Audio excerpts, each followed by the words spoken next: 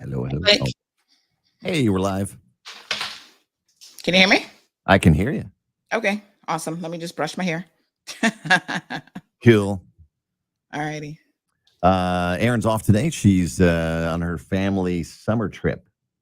Oh, nice. So you got me solo for till All the right, end of we are back. August. Hold on.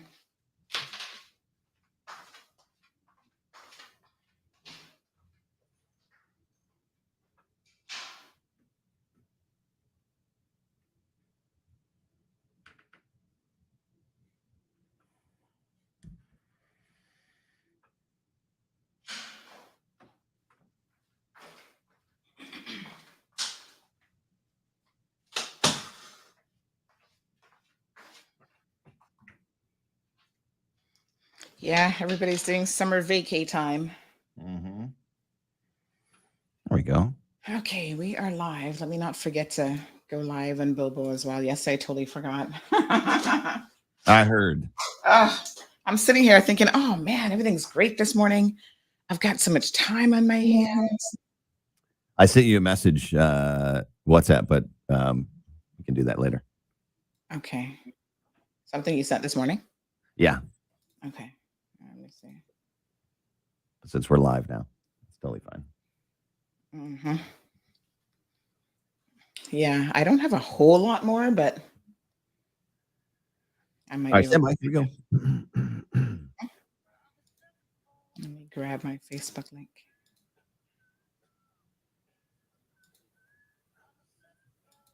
Big news. I heard.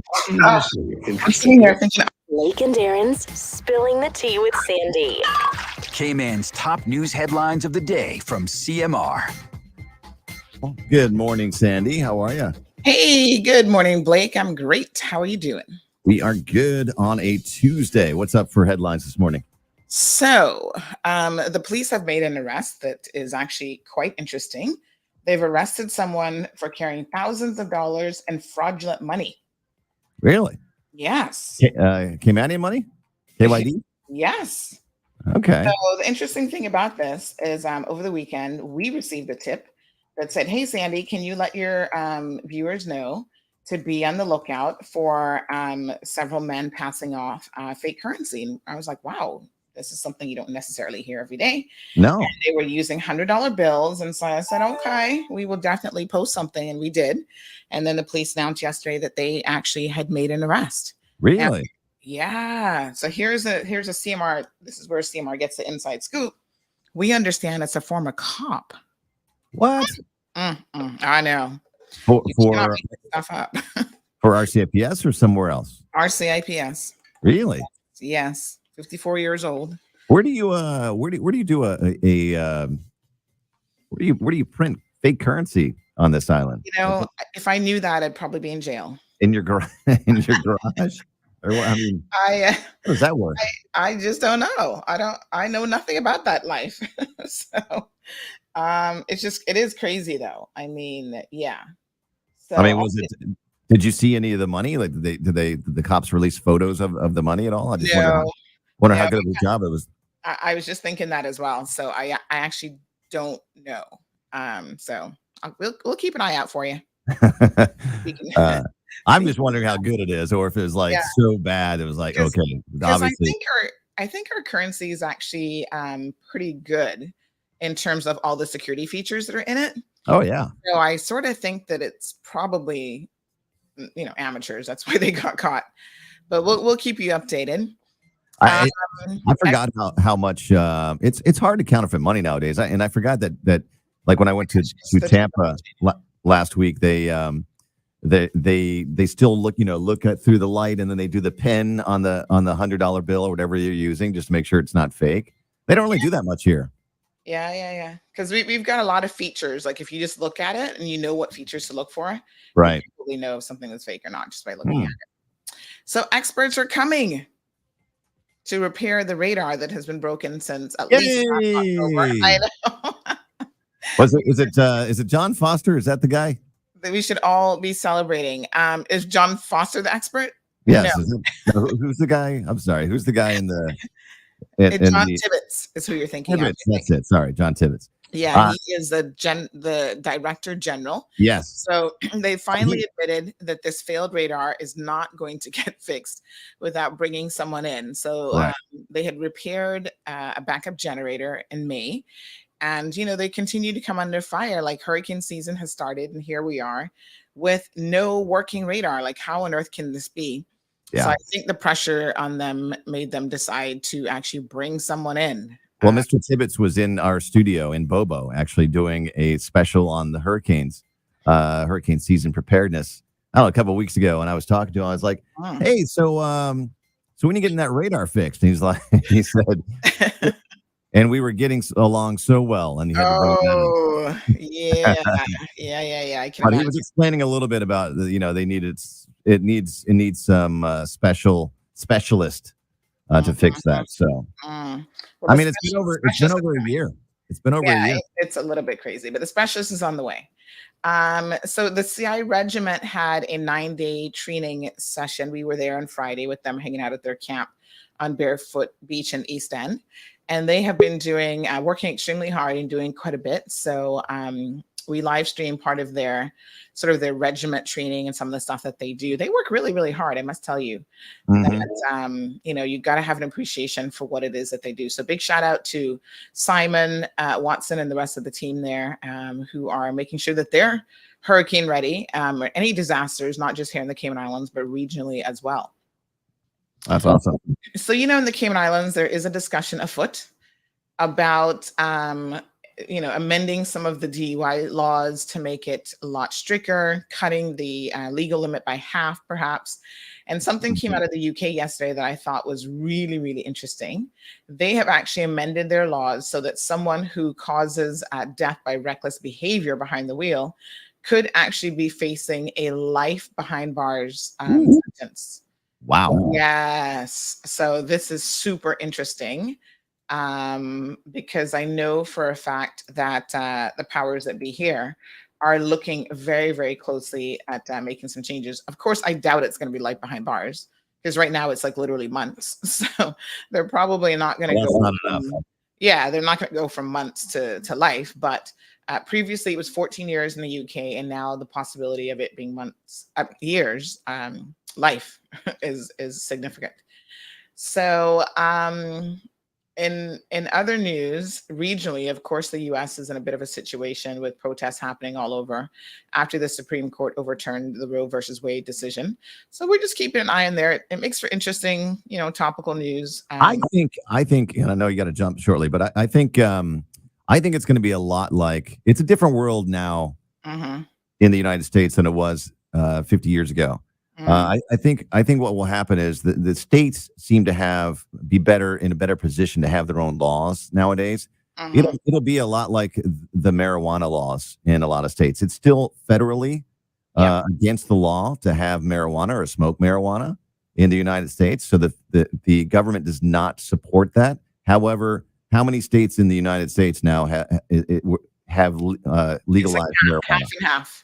Yeah, exactly. So you're saying that, the big states like Texas, where they probably really need it, don't have that option available. right. Okay, so that's your news headlines for today. All right, catch CMR right now on Bobo 89.1 FM. I'll see you tomorrow for your Wednesday headlines. Yes. Thanks, Andy. All right, folks, let's get it moving here. 5 seconds and counting. Peppermint, sorrel, ginger, beaver grass, or English. Get it ready. Your morning tea just got hotter. Ooh, honey child. On the cold, hard truth. Bobo 89.1 and Cayman's #1 talk show are bringing you morning talk like no one else. Monday Rewind, Impact Wednesdays, Caribbean Connections, and much more. Don't miss a beat with what's happening in the local community. Just keep sipping your tea. What a mess. Here's your host, live and direct from the Cayman Islands, Sandy Hill.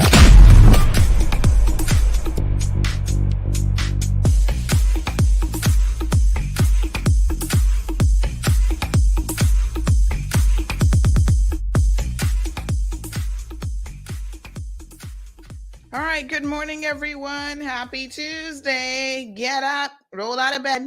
If you're still in bed for some reason, let's get it. Beautiful day once again. You know, we started out, it was such a gorgeous day yesterday. And then by midday, town got a torrential rainstorm that was causing a little bit of flooding. Well, you guys know that Cayman is flat, so it doesn't take very much to have some flooding. And we certainly did in little areas of town. But just as quickly as it, came about, it also disappeared. So, gorgeous day yet again today. Summers, I just say, you know what? It's summer showers. You never know what to expect during the summer in terms of the weather. But the good news is we have none other than Kevin Watler, who's keeping an eye on the weather every single day for you guys. So fear not. Kevin's on top of all the systems. I know you guys are always sending me stuff like, oh my God, Sandy, something just came off the coast of Africa. I'm just like, calm down. It's too early. And not to worry, we've got Kevin on it, who is going to be keeping an eye out on these things for you. He's got all sort of technology available at his fingertips, and he'll let us know if it's something that we need to worry about. Big shout out to Home Gas, who is one of our sponsors for our hurricane segment. Vernita, good morning to you. So good to see you this morning. Miss Evelyn is here. And you guys know today is Tuesday, right? And what happens on Tuesday? Well, Tuesday is a medical rundown with Health City. And today you guys are going to get excited when I tell you what we've got as a conversation piece for you today. So we do have Evelyn, Diamond Princess, Marshall, Melita. Rita says, buenos dias, feliz martes. That means happy Tuesday for those of you who speak no Spanish at all. Diamond Princess says, it's terrific Tuesday. It is. KK says, that's why you not trust the police. We'll talk about that a little bit later on. KK, make sure that you tell your friends to tune in because we're actually going to tell you who he is. What a mess. KK said she wouldn't mind learning how to make some fake currency. Yes, you would, because you're going to end up in jail. Good morning to Miss Joy. Marshall says it's hard to check for fake money. We'll get to that conversation a bit later on. Wee Wee's got it locked. Good morning, Olivia. Felicia, Miss Daisy, good morning. Jennifer's also here. Barbara, wishing everyone a wonderful day. And Emma has it locked as well. And we already got over 100 people on the live stream, plus hundreds more listening on Bobo 89.1 FM. So good morning, one, and good morning, all. So we've got some guests in the studio today. Hi, Richard. He says, morning, sunshine. How you doing? We've got some guests in the studio this morning. So let's go ahead and welcome Dr. Stone. Good morning, Dr. Stone. Well, good morning to you, Sandra. It is a beautiful sunny Tuesday morning. Absolutely. Now, I know you from a previous life. I kind of feel like you were in the delivery room with me. Yes. There was a moment there where we were at the birthday party of someone. I know, right? Absolutely. Thank you so much for joining us this morning.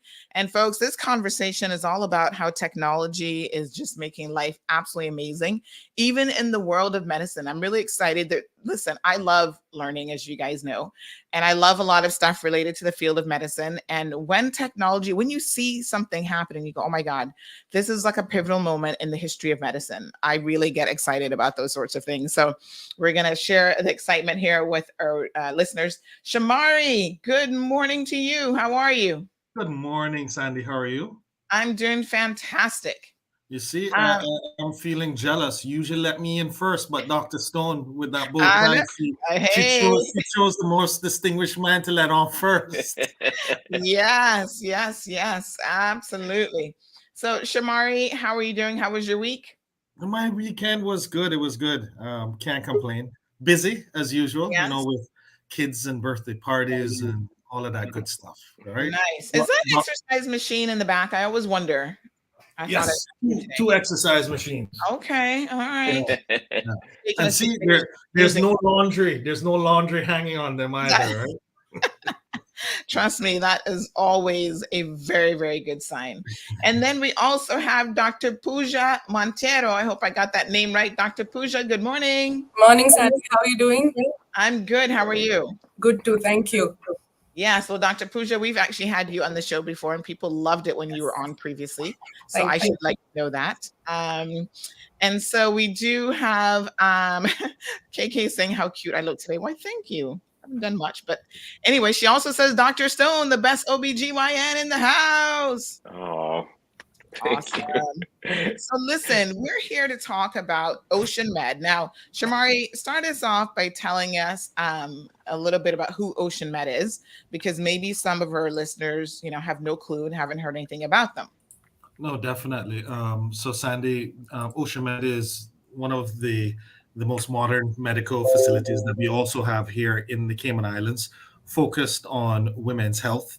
That does an array of items from obstetrics to gynecology, pediatrics, neonatal care, and a slew of other services that they actually offer. So it's one of the best women's health facilities on island. And I'm going to come to speak to the partnership that we have with Health City. So on many other occasions, we've mentioned all the gifts that we'd be giving to the Cayman Islands. This year, filling gaps. We had mentioned at the end of the year, we would have our radiotherapy center.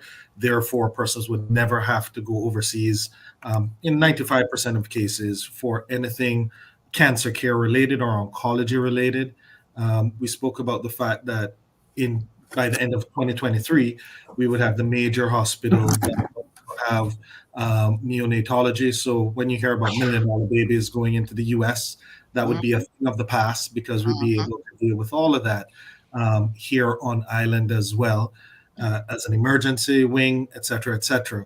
But, bringing it back to the topic today, one of the items that we were talking about was robotic surgery and bringing the Da Vinci X, which will be the first robotic machinery such as this in the Cayman Islands, and only one of a few in the Caribbean. And as you know, Sandy, we're always talking about filling gaps, keeping the patient at the center to ensure the best quality of outcomes.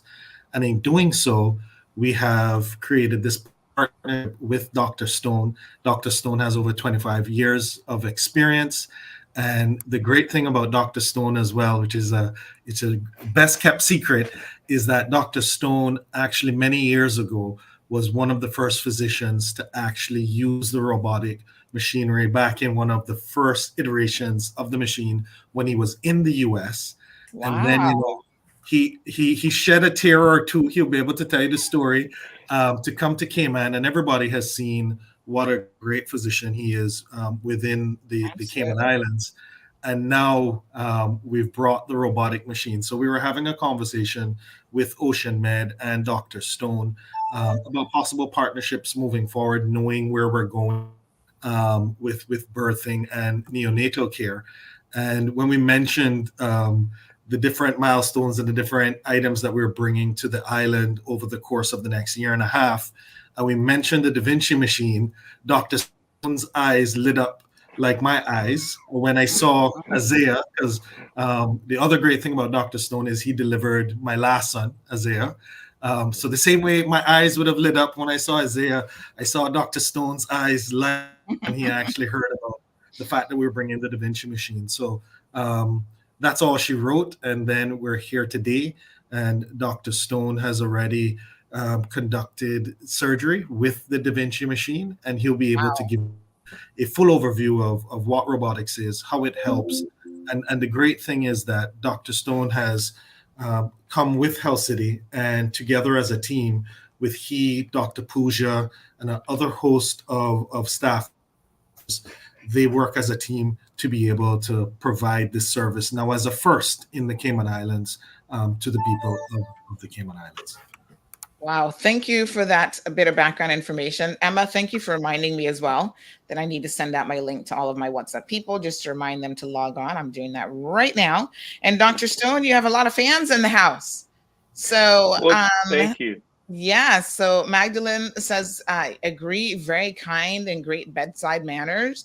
Juanita says, good morning, Sandy. Ocean Med is awesome. Celine is in agreement, says Dr. Stone is the best. He is awesome. Wow.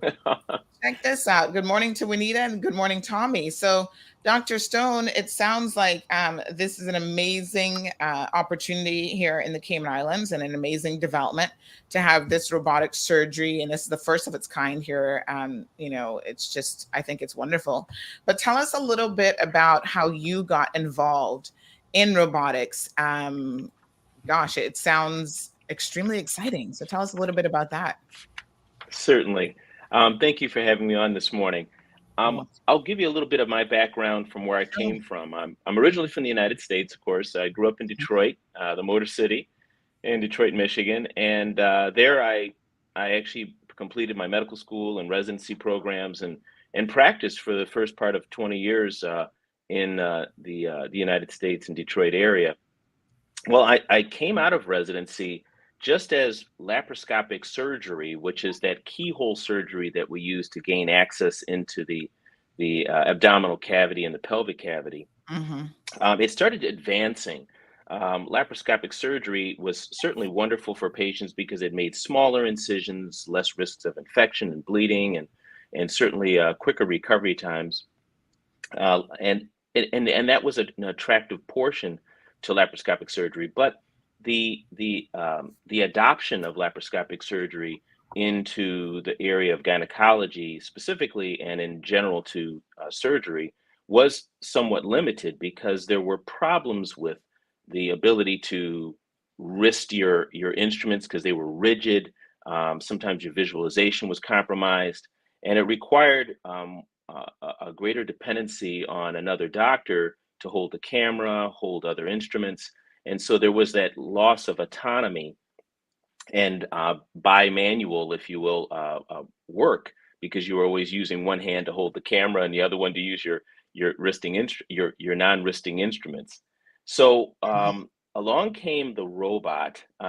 It originally the system was designed and offered by a company called Intuitive Surgical, which was founded in 1995.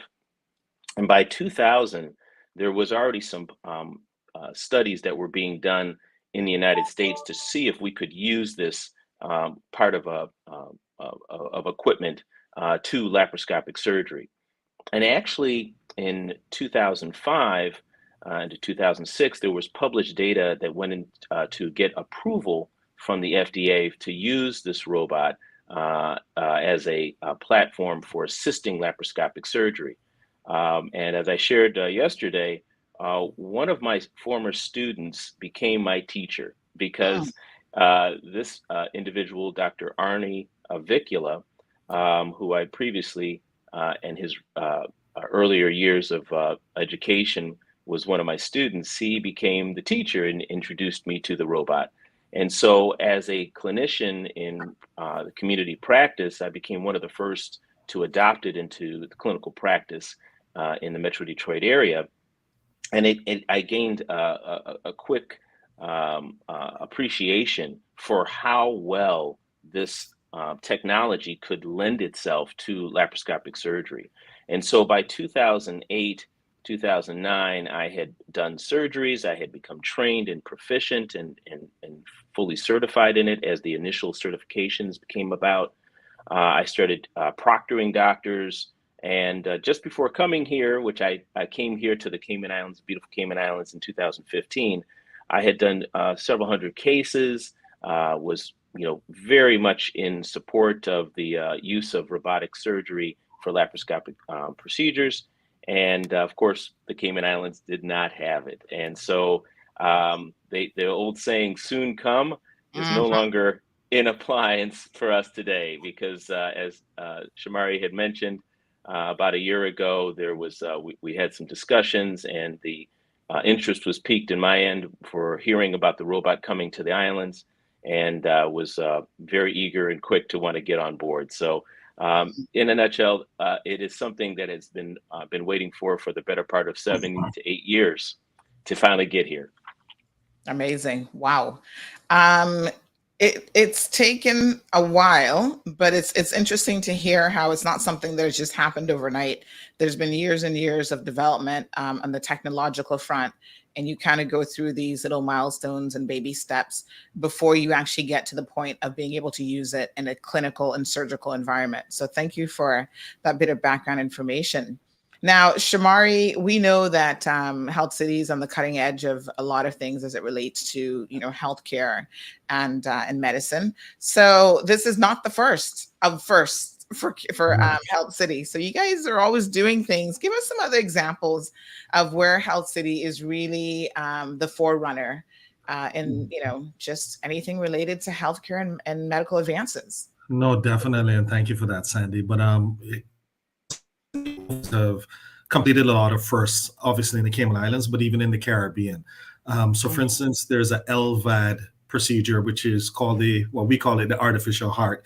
It's an artificial pump that goes to a battery pack when you're not able to get your transplant. To actually keeps you alive. So we were the first in the Caribbean to be able to do the LVAD procedure, which when you speak to cardiothoracic surgeons, that procedure is actually more difficult than an actual transplant.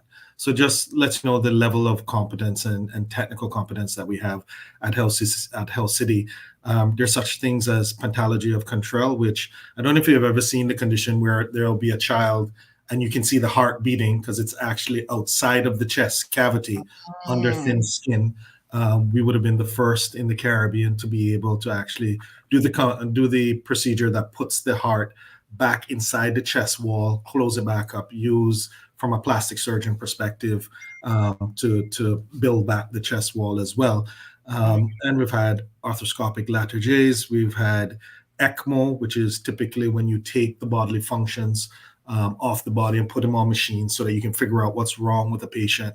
Because typically, you only have a few minutes in critical areas where if you're not getting oxygen or, your heart stops, then you may lose the patient. But if you can take those functions off and figure out what's going on with the patient and then fix it after half an hour, 45 minutes, an hour, and then put the bodily function back online, then that helps to give you a better chance of actually saving people that are in critical conditions. So those are just some examples of what we've been able to do at Health City.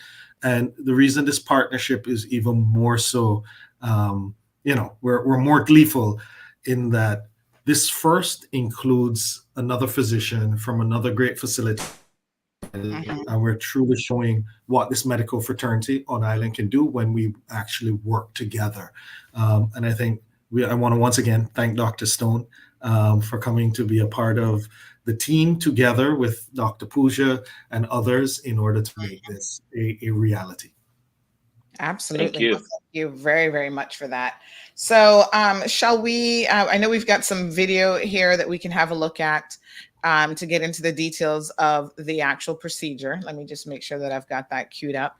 But I know people are pretty excited to, hear exactly and see kind of how this works. When you hear robotic surgery, I mean, in my head, I'm thinking, what happens? You just tell the robot, fix this, and you walk away and you come back half an hour later and it's all done.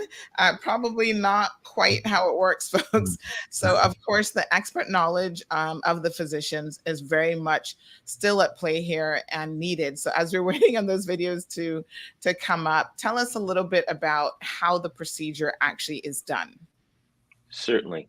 I will first tell you that the system that we have here in the Cayman Islands is the state-of-the-art, most up-to-date and advanced piece of equipment with respect to the Da Vinci system. Da Vinci is the platform from Intuitive Surgical, and they're the leaders in robotic surgery. It's the most advanced surgical system available today. It comprises of three components. The first component that is most thought of is the surgeon's console. So imagine that you're able to use both your hands and visualize into the field that you're going to do surgery on with clear vision. You've got 3D, three-dimensional, high definition visualization. So it's almost in a way like you're thinking of a video game with virtual reality, but it's not virtual. It is real, and you're able to look in with clear perception. The other piece is that the robot portion of it is really talking about automations that are assisting the doctor, not doing the procedure, but they are the gloves to the surgeon. They are the eyes, the windows for the surgeon. And so you also have available the components that allow us to manipulate the tissue and do it in ways that are beyond the capabilities of the human hand. We talk about our hand having about 170-degree motion with the wristing action and the rotation of the robotic arms. They have 360-degree rotations. We have 5 degrees of motion within our wrist. The robot has 7 with their robotic arms. And we can use a third arm, if we so choose, to help with manipulation and dissection and resection of tissue. So there are features that are within the robotic assisted laparoscopic platform that extend beyond what we can do as humans. And I think the way to think of it, Sandy, is that we're able to take 2 components, because historically, when we think of surgery, we think of someone making a large incision, they get inside, they do what they're doing, and we're using both of our eyes and we're using both of our hands to do the task. When you do a robotic assisted laparoscopic surgery, that approach allows us to use both our eyes and have binocular vision as we were intended to. And we also can use both our hands, and with the addition of using a third arm if we so choose to use. So as I said, the surgeon's console is where I would sit, and I'm just a few feet away from the patient. So we're all in the room together. It's an OR room, operative room. And then we have the patient card or the patient platform. That's the portion of this system that actually has the robotic arms that we sleeve in through our trocar sleeves into the space that we need to get to in the body cavity. And then we have the vision card or the tower. That's what allows us to has the computer automation that allows us to integrate what is happening at the console to what is going to happen at the patient side with the patient card.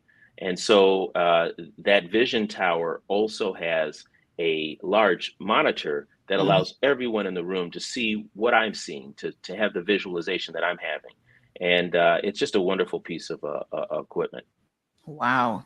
It's so interesting because I hadn't thought about the additional, like, for example, dexterity and all the other elements that it sort of adds to your skill set. You're limited being a human, but robotics don't necessarily have those same limitations. So that's really, really quite fascinating. So good morning to Barbara. She says it's great to hear about the different health services here in Grand Cayman.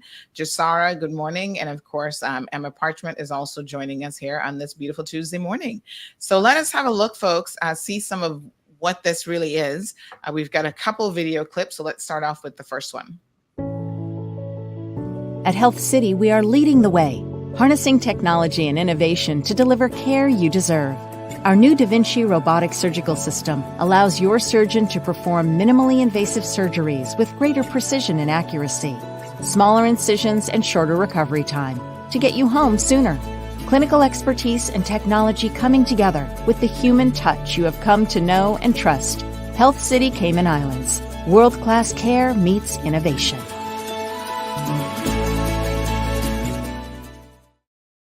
So I actually found out that I was pregnant. Then I met Dr. Stone, and then he told me that I had fibroids, like really massive fibroids. There was this window of opportunity for the Da Vinci machine, which is a robotic machine, and it was just an amazing machine that helped to reduce the time of recovery. It's less incisions and less hurt on the body in a sense. So Health City, as you walk in, it did feel like a place of tranquility. I think the ambiance of Health City is like, wow. Are you really at a hospital? Honestly, the staff there are amazing. I really loved how I was treated like a special guest. I almost felt like royalty. And yeah, I was really happy to remove my fibroids. I lost some weight, and that was a blessing. So this is so incredibly ironic because this morning here on the CMR team, we were actually, getting some updates from Misha because Misha's out because she just had a surgery for fibroids. And this is something that a lot of women have to deal with. And of course, the recovery time is always, a huge consideration. How many weeks or potentially months are you going to be sort of in recovery mode? So let's talk about some of the advantages, if you will, of the Da Vinci robotic system, Dr. Stone and Dr. Pooja. Certainly. I think that we touched on some of that, but I'll just kind of give it a caption to it. The first part is the visualization. It is unmatched. The ability to our eyes use both of our eyes when we do some of the traditional high density, or I'm sorry, high definition visualization with traditional laparoscopic surgery. We're not using what we call binocular vision, which is what we naturally have. We're using monocular technology. So that allows us with that vision that we have at the console to have that unparalleled vision of the field. The other part to note is that I, as the surgeon at the console, have autonomy. I'm the one who's actually moving in the direction in which I'm visualizing the field, as opposed to relying on another doctor who's trying to pick up on my cues or the intuition that may be playing back and forth between the surgeon. And that can sometimes be difficult because maybe that surgeon has one thought and the who's the assistant and the lead surgeon has another. Here we're in alignment because I'm in control of the visualization, and that makes a big difference in terms of efficiency of the surgery. The other part that I mentioned is about the dexterity that comes to play when you're using this Da Vinci X robotic assisted laparoscopic surgery platform. You're able to wrist your instruments as you can't when with traditional laparoscopic tools. They're rigid. There's another component to laparoscopic surgery that makes it somewhat technically challenging that is eliminated with the robotic system, and that is something where you have to sort of play tricks with your mind when you're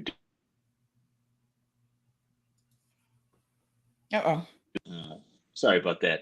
Yeah, that's okay. You have to actually move your hands in certain directions that are opposite for what you're trying to achieve. It's called the fulcrum effect. Now, most of us as laparoscopic surgeons, and Dr. Pooja, I'm sorry, would talk also to that as well, that it is a challenge sometimes when you're trying to complete a task and you're constantly having to make those calculations.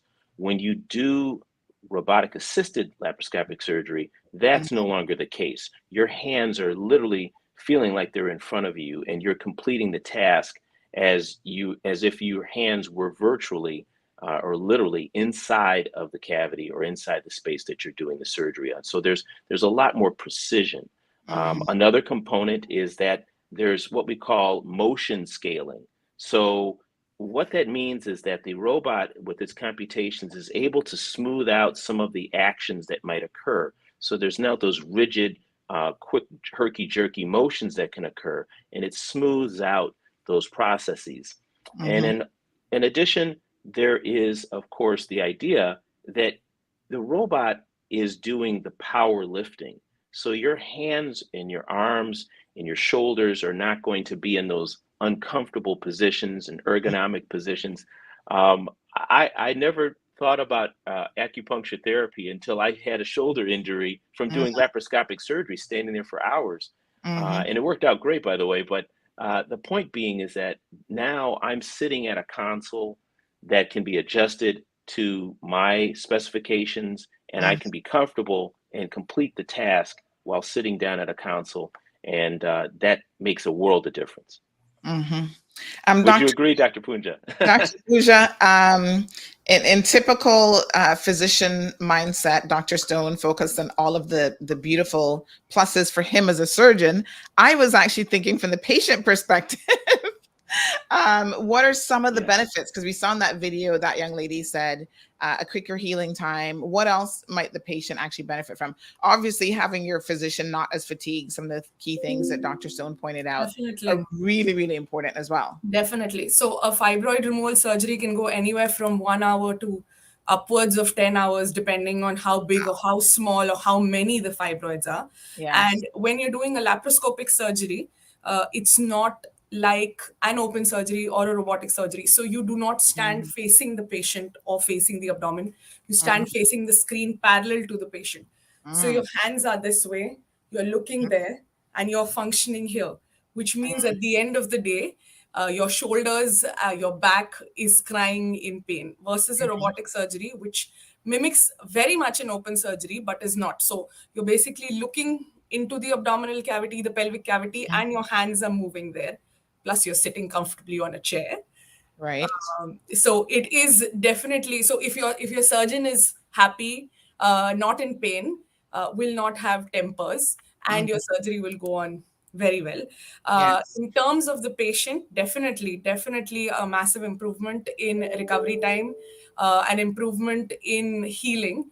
So we're able to, so even with good laparoscopic surgeries or the 3D laparoscopic surgeries or the robot assisted surgeries, we are able to send these patients home the very next day, which was unheard of with an open surgery. They would be there for at least 3 to 5 days, if not longer, depending on the scar. She goes home with scars which are less than a centimeter each, probably 4 or 5 of them, which are not going to be seen. They're literally this tiny. Versus if you have an open surgery for the kind of fibroids that our patient had, she would need a vertical scar, probably 4 or 5 centimeters above her belly button, going all the way to the pubis, to the hairline. And that's not an easy scar to heal. Cosmesis, terrible. Pain, terrible.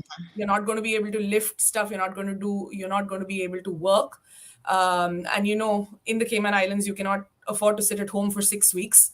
So with this kind of surgery, you can go back to work in a week's time, probably shorter than a week. Wow. Yes. In fact, Sandy, I can share with you that Yes. the second piece that you showed, that second clip of the video, was the patient who had the first robotic assisted laparoscopic Yes. surgery in the Cayman Islands. She had a large fibroid, multiple fibroids, I might add, and they were removed quite well with this Da Vinci platform. The interesting story is that she came back to the office. So I'll step back for a moment. The next day, I'm going to find her, and she's in the hallway walking around asking, when can I go home? So this was less than Wow. 24 hours from the Yes. procedure. Oh So my God. then I told her to come back, and I could see her in 1 to 2 weeks. I gave her the option because some people, may not have ability to get there that first week, maybe come in the second week. She came in. It was kind of a surprise add appointment to my schedule, and I'm actually in my room. And if some of you have been in the office here at the Ocean Med, we have these big, beautiful windows that can look out at this shoreline, and also can see where people walk by. And I happened to see this lady walking by very frantically, and I thought she was coming in for like a job interview or something like that for the front office. And it turned out to be our patient. I mean, she was Wow. in such good shape, and this was only 5 days later, and she was just excited about wanting to go work out and be active. And those expectations are capable and achieved when you're able to do it with minimally invasive surgery. Of course, that's what laparoscopic surgery is. And with the robot, some of the features that the robot has allows patients to even heal up faster with less pain, less recovery time. And that was evident on full display with this patient. A little pep in her step. Yes, it was. Very, very nice. So she was the first, so she would have been the patient that had this procedure done on May the 7th. She was That is patient correct. number one. And have you done other patients since May the 7th? How many Yes. have you done so far? Yes, we have. We've had a total of 3 cases that have so far been very successful. We have a few more lined up now. And we're just really excited about the opportunity to bring this to the Cayman Islands. And I know that Shamari and Dr. Puja can talk more about the different types of surgeries that are available on the platform, but for the Da Vinci system. But from a gynecologic standpoint, it really can lend its features well to cases like a myomectomy. That's the removal of a large fibroid tumor while trying to preserve the uterus so that it can function afterwards. And that was the case here for our first patient. Of course, you can choose if the decision is made to do a hysterectomy with it, and some of the more challenging hysterectomies that can sometimes be committed to be done as an open case, or rather a large incision case, now can be done with the robot, and therefore afford that benefit of quicker recovery. There's also instances where the robot assisted laparoscopic surgery can be used to help with pelvic organ prolapse. That's where patients feel as though their pelvis is falling out, the uterus may be coming down, and this can help correct that. And you can also use the robot for a very complicated, precise resection that might be necessary when a patient suffers from endometriosis, which is a really terrible condition that can afflict more women than sometimes we appreciate. And it can end up having the patient having multiple lesions that can cause really painful lesions in areas in the pelvis and the abdomen, and even beyond, and can leave terrible scarring inside the body. And this approach, the robotic system, gives you that precision to allow one to manipulate, resect, and dissect out that tissue. Right. Wow. So, Dr. Puja and Shamari, what other procedures will or can be performed with the Da Vinci robotic? What are we calling it? It's a robotic. A robotic assisted approach. Robotic assisted approach. Yes. So, what other procedures are possible? Dr. Puja? So, in gynecology, I think Dr. Stone has covered most of it. We would be using it for cancer surgeries as well, for cervical cancer, endometrial cancer, ovarian cancer. So endometrium and ovarian cancer are very similar to your routine hysterectomies, with a little added thing to be done, versus cervical cancer, which is a completely different ballgame, where we would need to remove much more than the uterus. We would call it a radical hysterectomy. We take out much more. We go lower down much more than we would for, say, an endometrial cancer or an ovarian cancer. So in such cases, it is absolutely splendid to have something which is giving me that dexterity of a 360-degree maneuver ability, allowing me to look in the depths of the pelvis where, my traditional laparoscopy would not take me. We have the 3D laparoscope as well at Health City, which is one step lesser than the robot, is what I would say, which gives me all of this. But yes, the ergonomics and the feel of, sitting and looking as if you were in the patient's abdomen it just falls short from the robot. Now, apart from gynecology, the other uses are, it was mainly actually designed, the robot, long ago, I think in the year 1994, 95, was for urology. So urology is the male counterpart, so to say, for gynecology. It was designed for prostatic surgeries or surgeries for the prostate. Prostate is a gland which is similar to like the uterus a woman would have. Of course, it does nothing like the uterus in a woman, but functionally or embryologically, it arises from the same zone and same region. So again, the prostate is a tissue and a structure which is deep down in the pelvis in males, access to which was very, very difficult. Even with an open surgery, when you have to dig into a deep basin, it tends to get tough, it tends to get tricky.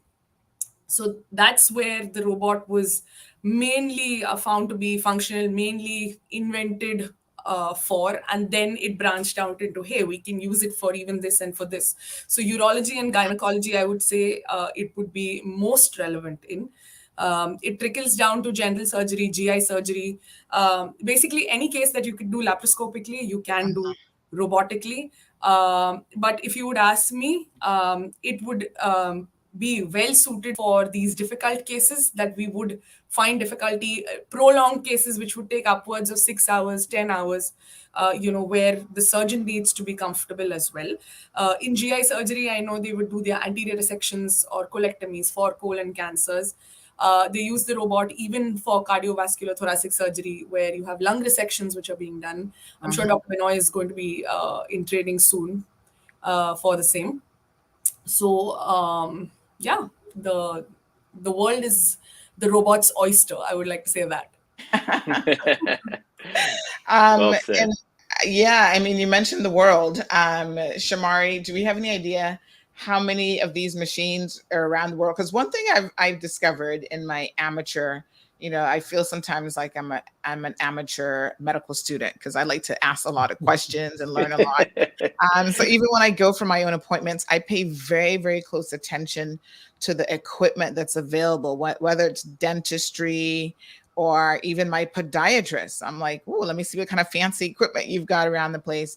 And I know that a lot of this equipment is really, really costly. I mean, it doesn't come cheap to have something like this. So how many of these machines do you know are available around the region, around the world? Yes. And do we have any idea how many surgeries are being performed by the robotic assisted surgical procedure? So Dr. Snow will probably have a better handle on how many of the procedures are happening. I know previously I'd heard it was over 5,000 of the machines potentially in the US. But what I can state prior to Dr. Stone chiming in is that Da Vinci and Intuitive are so unique in that they more or less have the monopoly on this type of machine, to the point where even if you have money and you want to purchase it, they decide who they give the machine to, and they decide who actually gets the machine. So for instance, at House City, we've been asking for quite a while, but due to the population of House City and such, Da Vinci was like, no, not enough volume there for us to go through the effort of allowing you to pay us for the machine. But this is where the benefit of having in Ariana, which is the parent company, was purchasing 3 others for all the hospitals and embedded units we have in India, which is over 40. And this is where, I don't want to say strong arm, but we're able to say, hey, remember there was this place in the Cayman Islands that we wanted the machine? Yes, we don't think. You've got negotiating power all of a sudden. Exactly. So while we're buying these 3, you need to allow us to buy a 4th. And they finally agreed, and that's why we were able to get the machine here in the Cayman Islands. So once again, it's very unique to have a population our size that has now this capability based on the manufacturer saying, you know what, yes, we will allow you to have it based on our purchasing power and our relationships from our parent company. Dr. Snow? Because I'm sure it's not just, if I might just say, Shamari, it's not just about purchasing the machine, because I'm sure there's and Dr. Stone, you can speak to this as well, the actual training component of how you become acclimated to the machine. It's not like you get the machine today and by tomorrow you're ready to do your first surgery and it's going to go well. I'm sure there's quite a bit of expert training that Da Vinci probably provided, and you had some practice. And I don't know if you use medical dummies, and how you do it, but maybe you could tell us a little bit about that process as well. Certainly. So I'll start with that. You're absolutely right, Sandy. You can't just say, oh, I'm eager to want to do robotic surgery and just jump on and start using it. There is training. Obviously, there is a vetting process. The system, which is created by Intuitive Surgical, they have centers across the United States and now across the world that are learning centers. But before you can even get to one of those centers, there is an interview process where they want to get a background in that surgeon, in that particular doctor. How many cases have they done using laparoscopic equipment or general cases? They want to see where you were trained, what's your credentials. And then they also want to know, what is your potential? How many cases can you be expected to do in a year? Or in a month, or however they want to volume you out. Once they feel that you're the right fit for the consideration of using this system, Then comes the fun part where you begin to do your training. You actually have to do some studying and take tests. And then you also want to do some observation cases, seeing doctors who are proficient in robotic surgery. And then once those things have taken place, you may then set up for the next stage, which is where you will go to a facility and demonstrate that you are proficient in all the aspects of using the robot, understanding the equipment, doing the ability to do troubleshooting, and essentially be able to demonstrate that you are proficient in mastering the equipment. Once that has happened, you will then need to be paired up with a proctor who would then watch you over a set number of cases before they would feel that you are now certified to use this system without any supervision or proctor relationship. And then from there, they continue to follow you. My relationship with Intuitive Surgical and the Da Vinci team is always intact because there are things that I can pick up, tips or tricks that may come up through other colleagues across the world, and we want to share that. And so there is sort of a fraternity or a community of surgeons in which we not negotiate, but we interact with one another and share ideas to make us better doctors. As far as the presence of the Da Vinci system, this system, remember, has been around for over 20 years. The first platform was actually set out in 1999 in the United States. And since that time, there have been well over 10 million procedures done worldwide, of which over 3 million have been related to gynecologic services. So the GYN side of doing robotic surgery is a significant portion of it. There are worldwide over 60,000 trained and practicing robotic surgeons, including myself. 35,000 or more of which are in the United States, and then 25,000 or more, and growing as I speak, are global. So this is a large net of doctors, and it's growing every day, every month, every year. Amazing. Wow. So that gives us quite a bit of insight into, how they've gotten the machine folks and really what it takes to even get approved for this. Seems like they really make sure that there's some high standards there. So Lizette, good morning. Good morning to Louis. Thank you guys for joining us. Don't forget, folks, if you have any questions, and we're going to ask a few questions here now that you might be sitting back thinking, but you can always call into the program 936-2626. Or if you're watching on social media, you can certainly share your comments or your questions in the comment section as well. But I'm sure there are patients who are sitting there listening to this and they're wondering, am I an ideal patient potentially for this procedure? So how does this work? If I'm a woman who has fibroids or other, cancers, that I might be needing some sort of surgical treatment for, is there a vetting process for whether or not the robotic assisted procedure would be better than the regular laparoscopic procedure? How do you decide for a patient if this is the way to go forward with them? So certainly, I think that when we look at the robotic technology, it is a tool that's allowing me to complete a task laparoscopically. Right. So I first look to see, is this patient a good candidate for surgery in general? Does she have the medical clearance that would be necessary to complete the procedure? Because regardless of it being minimally invasive surgery, it's still surgery.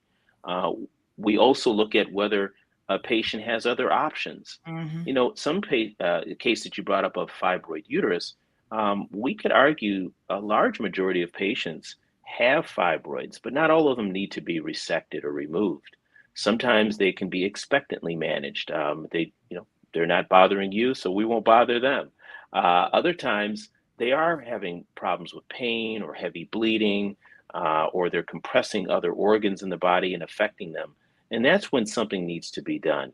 Sometimes there is medical treatments for fibroids. Other times it's can be interventional radiology that can be used to help zap away some of the nutrient flow to those fibroids into the uterus, and that can be done using interventional radiology. And then, yes, there is surgical intervention that can be done.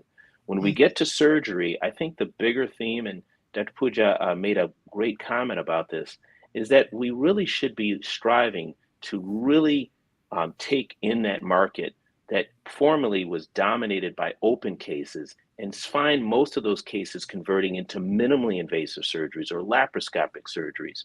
And so the approach that I would always want to take is one that is minimal first, that minimal invasive surgery. So whether it's a hysteroscope, which is where we actually go into the cavity of the uterus and try to remove the tissue, or if it's the laparoscopic approach that we've been talking about, the decision to use the robotic platform may come into play when I see that the challenge is there for having to have or wanting to have that wristed action to complete the task. There may be sometimes fibroids that are just sitting right on top of the tissue of the uterus, and they may be easily cleaved off with minimal dexterity, and maybe a traditional laparoscopic approach will be fine. But for cases that require a lot of dissection, or there's multiple fibroids that need to be dissected, that's where the robot can really shine, and that robotic platform can be so helpful. Wow, thank you for that. Good morning again, everyone. Just a few more minutes in the program. So if you have any questions about this procedure, this is a partnership between Health City, Cayman Islands, and Ocean Med. Now, Shamari, I think this is the first partnership that I've heard, certainly locally, between Health City and another provider. Give us a little bit of an indication of, are you looking at other partnerships? Will this be a one-off situation? What can we expect from you guys? No, definitely. So we've reached a point in our journey at Health City where we're looking towards other great physicians that the ethos align, and obviously the quality of outcomes align, that we can come together to form partnerships like this moving forward to the benefit of the people of the Cayman Islands, as well as obviously from a medical tourism perspective. Now the borders are a little more open, so we're almost there. We've started to see a lot more of our international patients coming back, and they'll be able to also take advantage of these types of procedures. So we just look forward to expanding and having other like-minded partnerships. Once again, just always keeping the patient at the center and giving them the best high-quality healthcare possible. Dr. Puja, how excited are you to have this opportunity to partner with Dr. Stone in relation to this technology? Oh, I'm extremely excited. I was skeptical at first because he's very senior, so I thought, oh, it's going to be difficult. But trust me, he's a really funny and down-to-earth person, and I've loved working with him, and I look forward to our future endeavors together as well.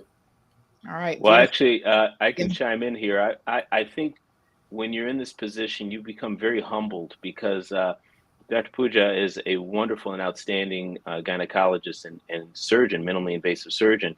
And honestly, during the case, even though she may be, primary task is to assist, she's actually helping me. She's giving suggestions. We're working together because the beautiful thing about laparoscopic surgery is that we can all see what the surgeon sees. In open cases, oftentimes everything is geared just to the surgeon. So the visualization may be sometimes skewed just to one person or one side of the table. But when you're doing laparoscopic surgery, everyone in that room, the anesthesiologist, the assistants that are there in the room, and the surgeon and the assistant can all see what you're seeing. And that can be a very powerful tool. That's a sort of an X factor. And I've been very fortunate to have Dr. Puja in the room with me to show me or to give me suggestions during the course of the case. Yeah, it was definitely great teamwork, is what I can say. Yes. Wow. This sounds fantastic. All right, folks. Another Rundown Tuesday with Health City. They've been speaking with us this morning about the first robotic surgery in the Cayman Islands. Since then, they've done several more. And of course, I'm sure that we will continue to hear more about this robotic assisted laparoscopic surgical procedure. And as both Dr. Pooja and Dr. Stone said, the use case for this extends beyond that. And I'm sure that we will be hearing more from other patients in the future who are really benefiting from the latest advances in medical technology. So guys, thank you so much. I'd like to say something, Sandy, if that's okay. Absolutely. So what I said yesterday as well, the point of us doing shows like this and talking to people who have an outreach in the community is to let them know that they need to be better informed in terms of choices that they make. Because I was telling Dr. Stone yesterday as well, it's really sad to see a woman in this day and age have an open surgery for something which could very easily be done with even a simple laparoscopy, forget the robot. So there are women, young women, who are having open surgeries who did not know that, when they come in for something else and it's like, you've had an open surgery for this. She was like, yeah, I was never given an option for a laparoscopic surgery. For something as silly as, because you've had a previous cesarean section, you cannot have a laparoscopy, which is absolutely not true. The kind of, so it just depends on the surgeon's skill, training, and ability. We do, just yesterday, we operated on someone who's had 3 C-sections.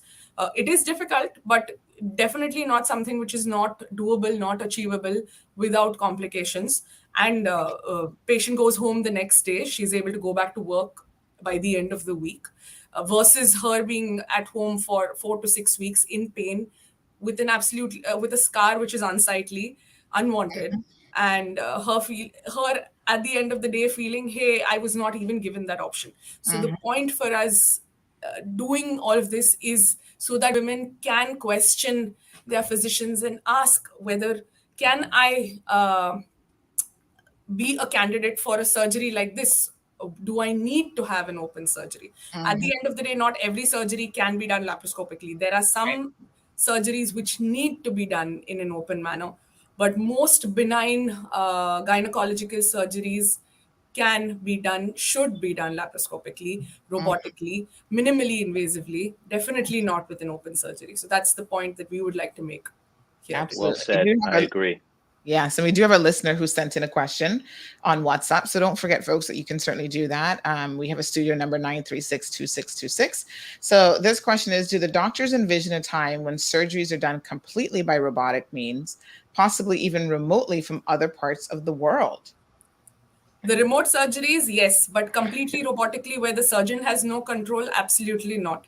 Yes. I wouldn't want to be a patient where my surgeon has just fed in some keywords and the robot will be acting. No. So remotely, definitely, it's actually next in the pipeline. Probably you'll see it sooner rather than later, within a decade, where you're probably sitting in another part of the world because you're not able to come in. And you can offer top-notch surgery because you are able to sit in that surgeon console in your part of the world, and the robot will act in another part of the world, because at the end of the day, it is technology-driven. So yes, that's definitely in the pipeline. But no, it will always be manned. It should be. And I've seen some of these remote, probably a little bit a different twist on it, but where you'll have surgeons in one location, maybe providing their expertise, remotely to surgeons, halfway around the world, kind of walking them through a procedure without necessarily physically having to be there, and providing them with some guidance. But this is very, very interesting. Yes. Dr. Stone, any final thoughts for this morning? I would just say that very excited. This is something that I think is huge for our medical community to have this platform available. As Dr. Pooja mentioned, that's not all cases need to be done robotically. We really should be pushing that theme of having minimally invasive surgery be first and foremost thought of when we talk about most all of the cases that pertain to gynecology, and I'm sure it can be applied to other disciplines as well. But to have the robot is a tool that now the Cayman Islands has, and I'm just so excited and thrilled to be a part of Health City and bringing this to the patients and the people of the Cayman Islands. Fantastic. We've got Misha who is tuned in, and Misha recovering in recovery mode herself right now, just having had a procedure. She says, very helpful information here. Definitely do yourselves a favor and choose from the wide range of options that are available to you. Technology has advanced, and we have highly qualified doctors and their teams that will take good care of you. Ask questions, and she says thank you to the doctors.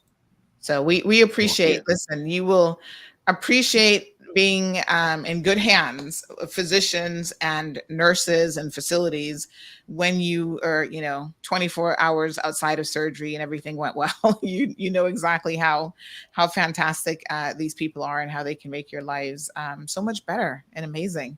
So Dr. Pooja, some final thoughts for today? So I just want to say, I hope people have heard what we've said, what we want to put across, and they will choose wisely. Not every fibroid needs a surgery.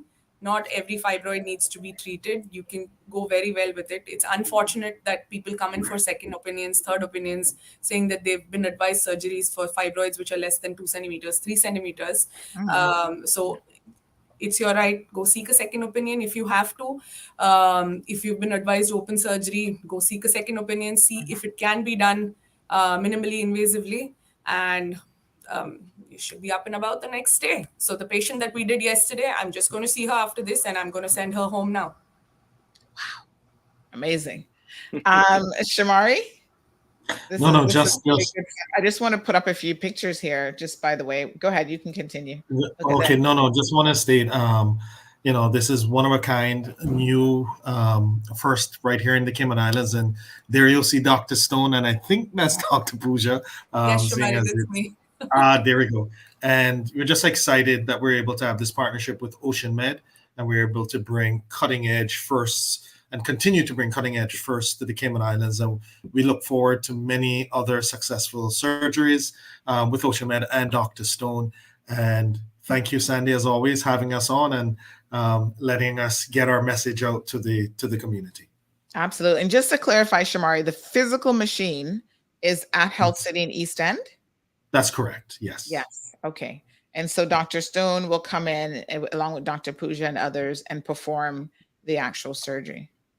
And also just to mention, if you need to see Dr. Stone, obviously he's at Ocean Med, and our very own Dr. Pooja will be at Health City. So you can always call 640-4040 for Health City, or info@healthcity.ky.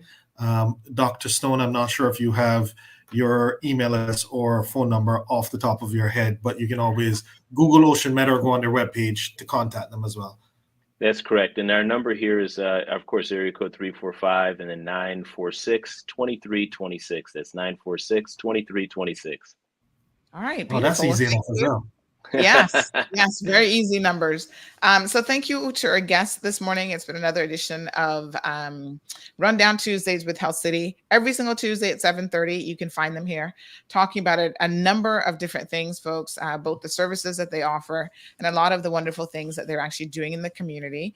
Last week, if you tuned in, you'll know that we had Caymanian Lanny McLaughlin in the studio, the first recipient of the Founders Award. So that was really, really exciting. I think she probably, after the show, had a lot of people calling and reaching out to her and congratulating her. She had her celebrity moment. So again, congratulations to Lanny. And of course, next week, Tuesday, make sure you tune in 7:30, bright and early. So thanks again, guys, and have a fantastic day. Thank you, Sandy. Thank you. For over 7 years, Health City Cayman Islands has provided life-changing and life-saving medical care for the people of the Cayman Islands at our hospital in East End. During this time, we have become an integral part of the community, and now focused on connectivity and collaboration. Our vision is to make an even greater impact on the quality of healthcare for the people of our islands. In summer 2022, we will open a 70,000 square foot state-of-the-art hospital built on 3 acres of land at the southern end of Camana Bay, bringing much-needed specialized medical services closer to where people live, work, and play. Camana Bay, located at the heart of 7 Mile Beach, is home to schools, businesses, shops, restaurants, and entertainment. And now, Health City Camana Bay, a $100 million world-class hospital. Health City Camana Bay will include an advanced cancer care unit offering bone marrow transplantation and the latest cancer treatment technology. It will contain a modern neonatal intensive care unit, emergency and critical care, purpose-designed operating rooms for surgical specialties such as cardiology, neurology, and orthopedics, and robotic operating systems. A master plan for improved health care for the people of the Cayman Islands.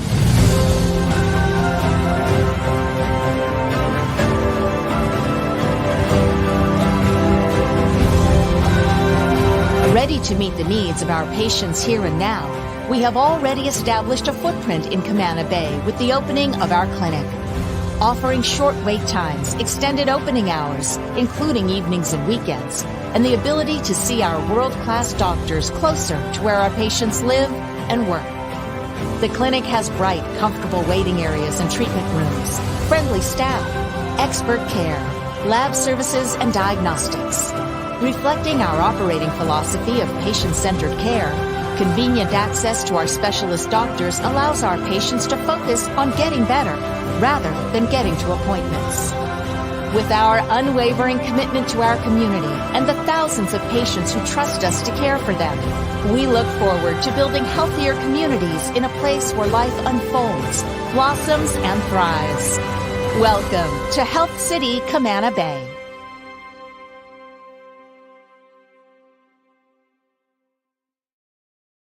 All right, folks, welcome back. Jody says Dr. Stone is awesome. Barbara says thanks for all this information and sends her regards to Shamari. So listen, folks, you guys know here at the Cold Hard Truth and certainly CMR, we love technology.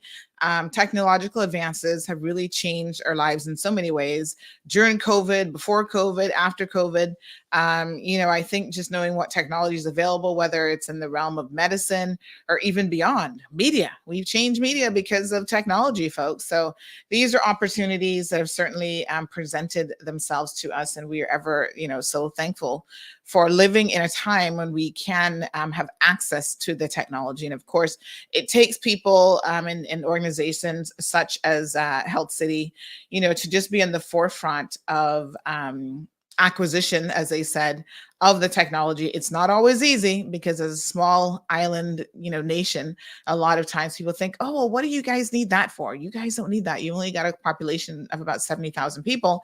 But as you can see, as Shamari pointed out, being able to pivot, their connections with the parent company and the parent group and have access to not just, amazing physicians from all over the world, but also the buy-in, the power that they can get from having that sort of business connection, I think is absolutely amazing. So hats off to Health City. And if you believe that you're a candidate for this position, procedure, please either speak to Dr. Stone at Ocean Med or Dr. Pooja at Health City, and they will advise you some more about it.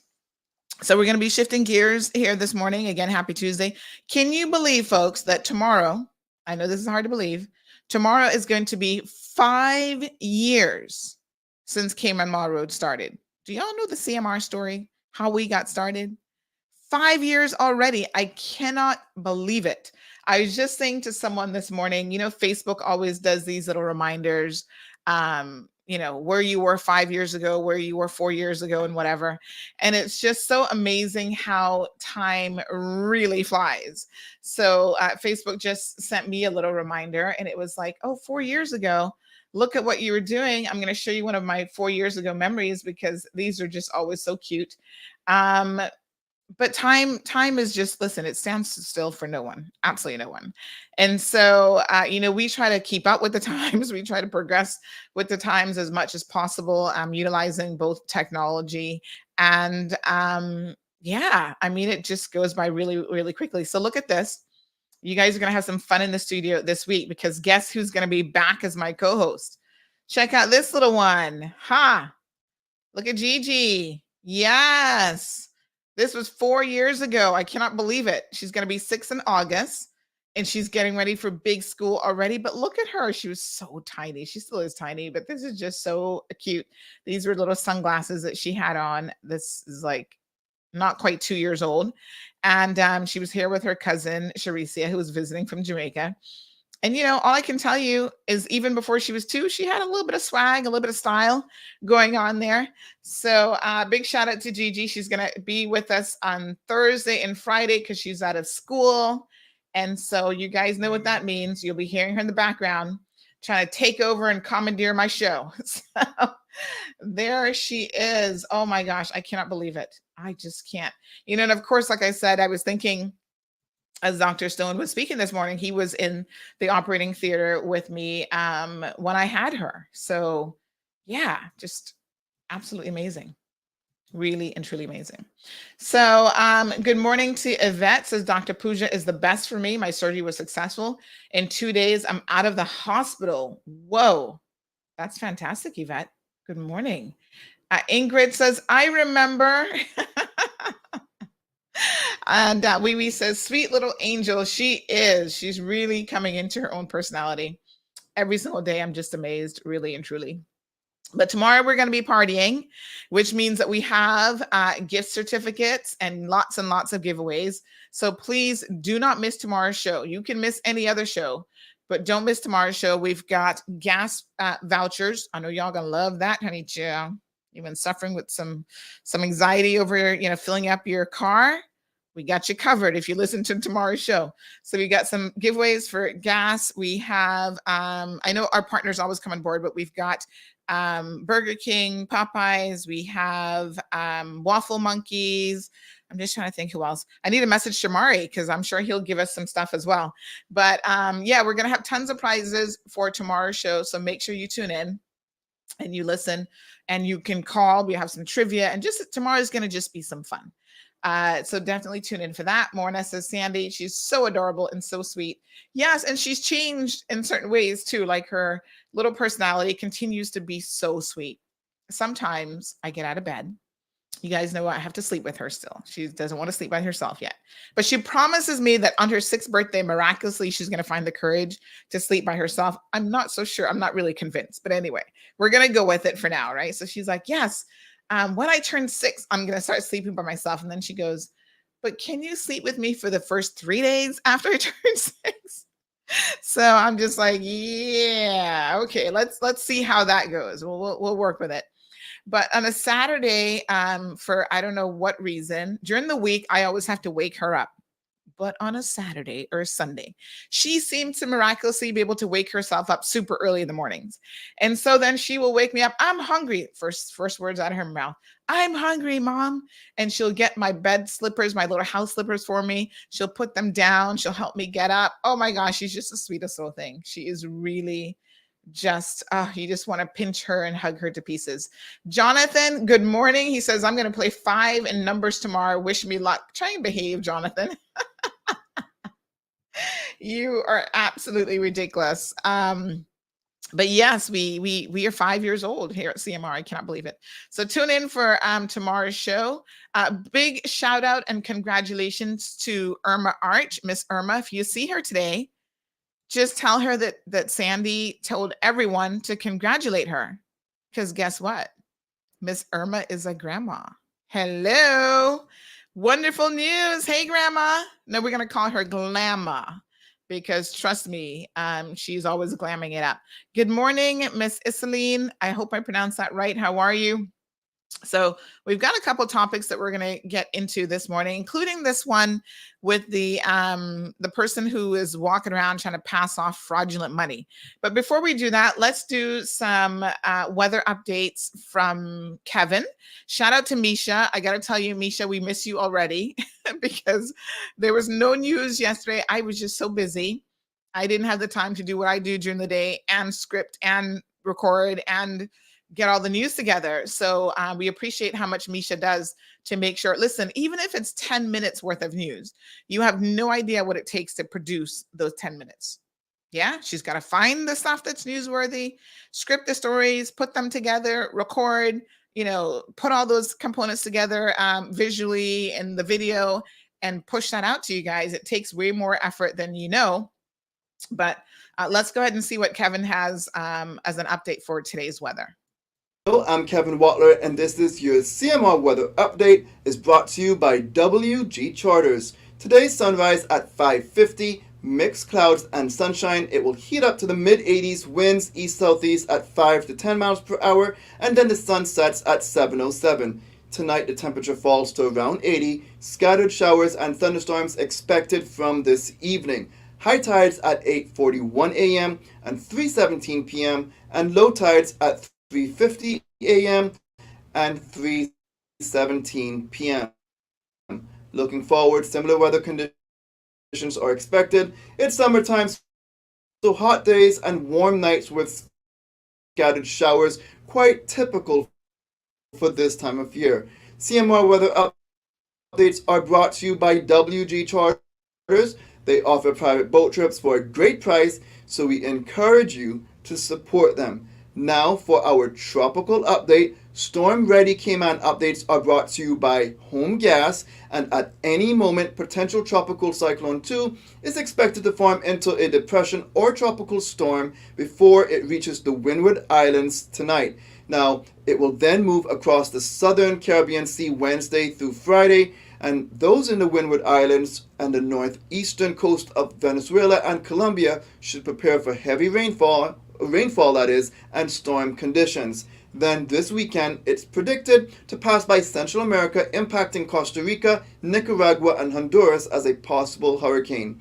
Now, there are a couple of other areas to watch. One in the Gulf, which is really not something for us to worry about, but the area of disturbed weather right behind potential Tropical Cyclone 2 isn't expected to develop right now, but it does have some potential later this week or after this weekend. Please follow and monitor CMR's social media channels for the latest update, and thank you, Home Gas, for sponsoring the CMR's Storm Ready Cayman updates. All right, folks. Thank you, Kevin, for that. And again, Kevin is monitoring these developments. We are now in the month of June, coming up on July in just a couple days. And of course, you guys know exactly what that means, right? We are getting into what will be, September months, the height of the hurricane season. So far, it's been relatively calm. But as we can see this week alone, we've got several systems that are being monitored.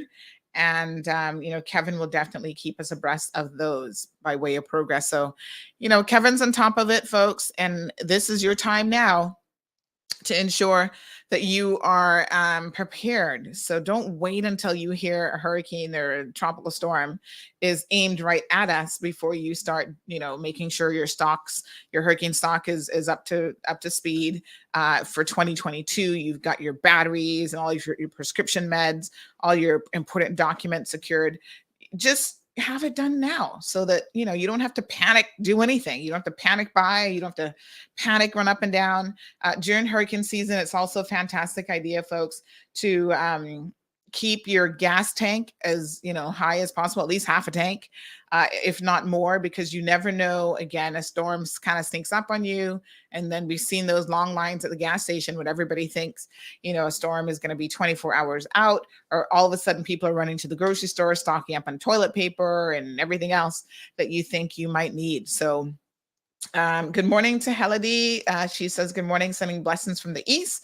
Thank you so much. Ms. Morna is asking about any updates on the missing man. So we do have a gentleman whose family has reported him missing. They have notified the RCIPS, and we've not heard any updates as yet. So we're going to go ahead and share with you all his photo and the information that we do have available about him, in hopes that if you've seen him, or potentially where he might be, that you can assist the police in locating him. Now, folks, in most instances here in the Cayman Islands, most people who go missing, it's just, they might be hanging out with friends or something that other people don't know about. They might be having a little binge moment or something and forgot to tell their family members. So we're hoping that that's the case here, and that this gentleman will actually be safe and sound. But you just never know. I remember the last person that went missing, unfortunately, he turned up being found deceased. So this family is concerned. If you've seen this gentleman, please do reach out to the authorities. His name is Noel Manning, 54 years old. He's better known as Indian or Doctor.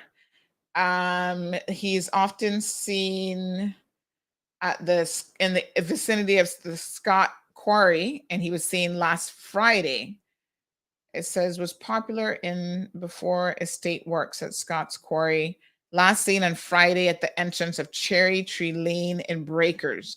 So if you have seen this man, or you know where he is, please reach out to the Boddentown Police Station, because they would just at least like to advise his family that he is okay. Okay.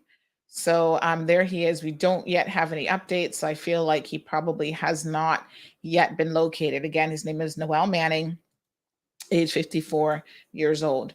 And people fall into all sorts of things. I mean, sometimes you might have a incident home where you've fallen and nobody knows, and they don't find you for days later, and by then sometimes it's medically too late to render any assistance. So if you have any idea where Mr. Noel is, again, please reach out to the authorities. Thank you, Ms. Morna, for requesting an update on that. So Ms. Vernita says, get well soon, Misha, sweetheart. God bless you and your family. And thanks for bringing us the news, etc. Yeah, Misha works very, very hard, folks, at getting that done. So hats off to her. And we're wishing her a speedy recovery here this morning. But, she'll get some much needed rest as well. So that's fantastic. Okay, so we've got a situation with some fake currency. So I was mentioning this to you guys earlier. Over the weekend, we had a local business reach out and they said, Sandy, we were gypped with some fake currency. Can you warn the people of the Cayman Islands about this? Because this is really, really concerning. And these persons were going around passing $100 bills. What a mess. And so it did not take long. They had a fairly good description of them, which they provided to us.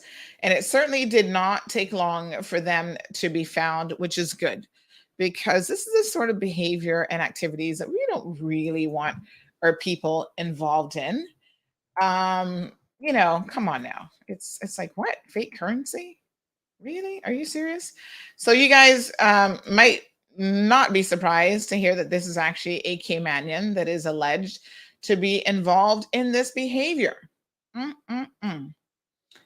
disappointed when I hear that it's a Caymanian. Not necessarily surprised, because I don't feel like anything really surprises me anymore, but I'm definitely disappointed, because,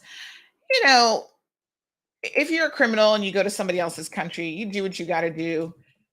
We don't want you coming here, and I get offended when foreign criminals do the same thing. But I do kind of feel like, as a Caymanian, do you not even care about your own country? Do you have no regard for how your actions are going to destroy this community and have an even greater impact? Because, of course, when you get caught with this sort of stuff and you're hauled off to jail and all this other stuff, a Caymanian family is going to be directly impacted by this. Parents and children and grandparents and all that sort of stuff. So it is very, very unfortunate to hear of Caymanians who are involved in any sort of illegal activity, whether they are in cahoots with somebody else or not. I don't really care. So this individual, and I actually, the initial message that we got indicated that it was probably more than one person involved in the passing of these counterfeit $100 bills. And so the police have arrested this person. They say he is 54 years old. And he is a former police officer, according to exclusive CMR sources. Here, Ay. I tell you, you can't make this stuff up on a good day. A former police officer. Wow.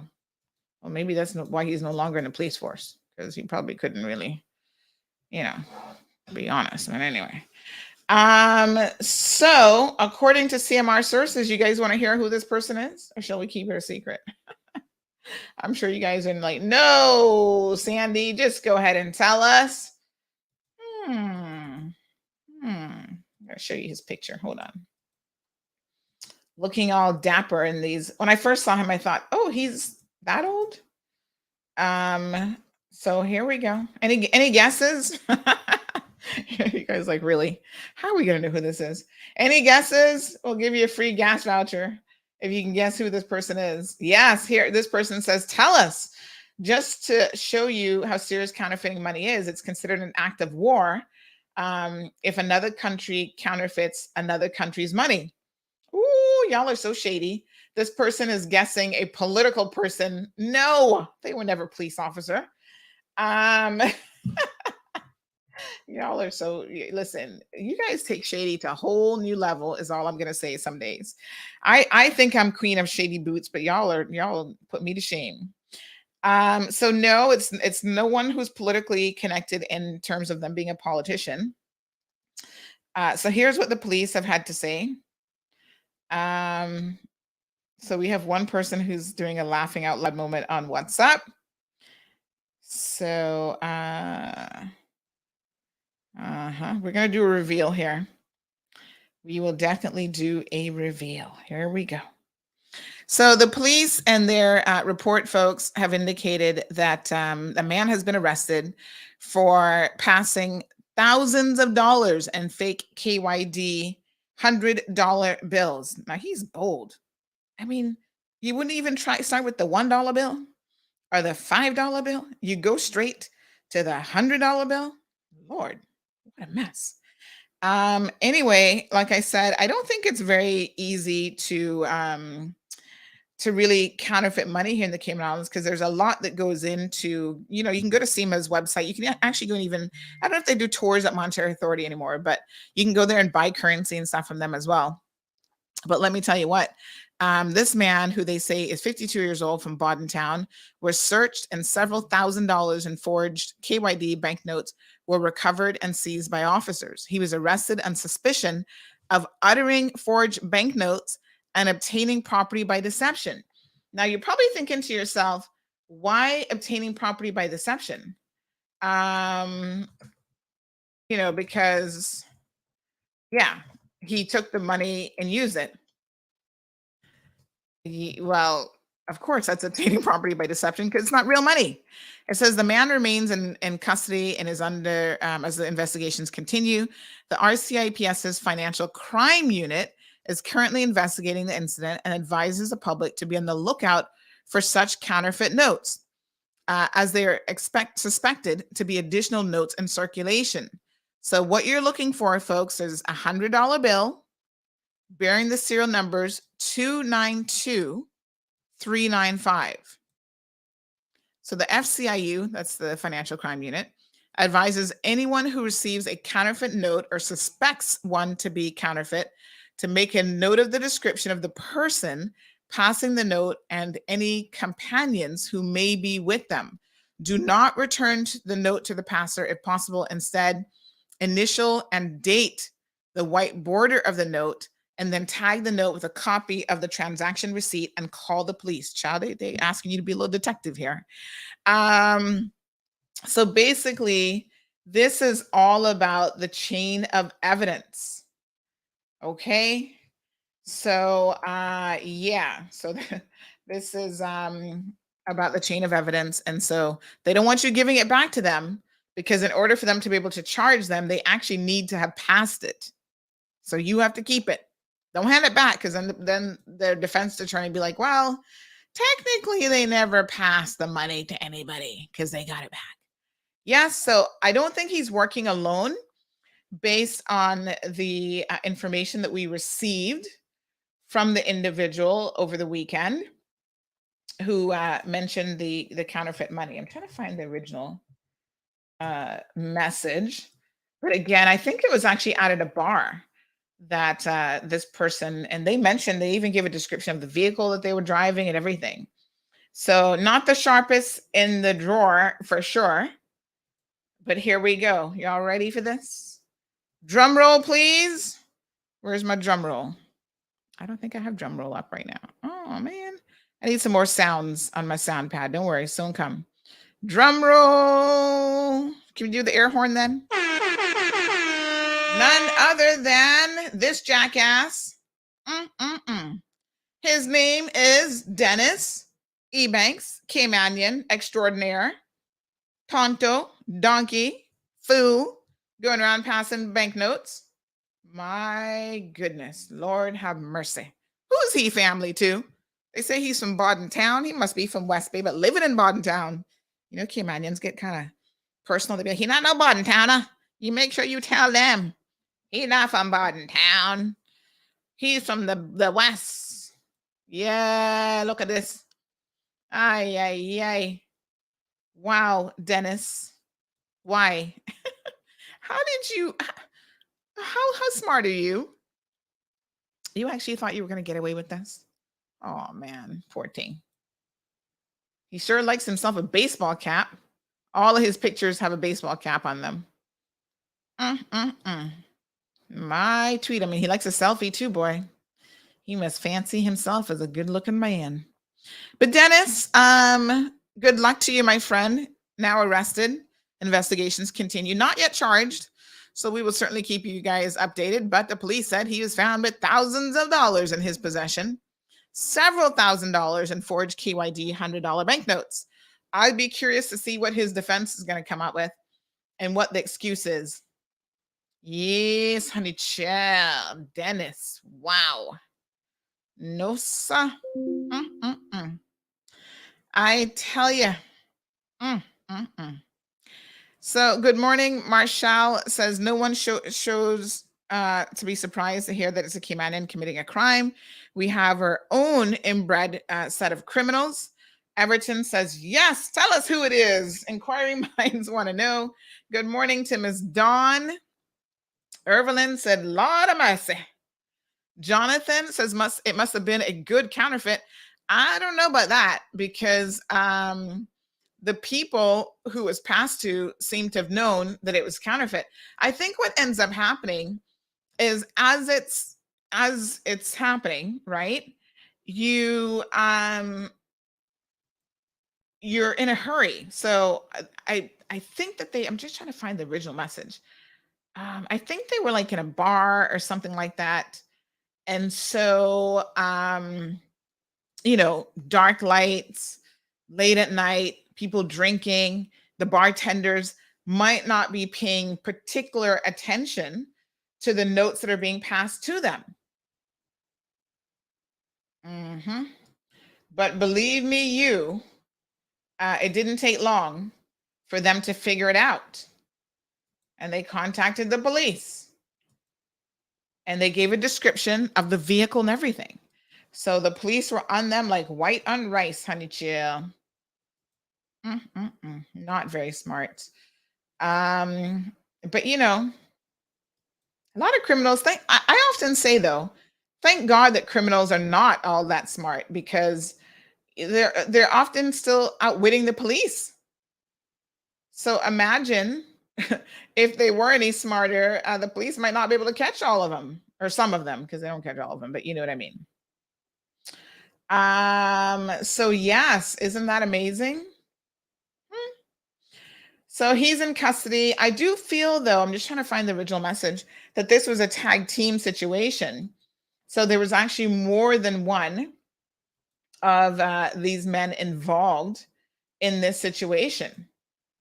So if you're his partner in crime and you're still out and about, rest assured, folks, that you will probably be outed next because he's probably going to start singing like a canary and give you up.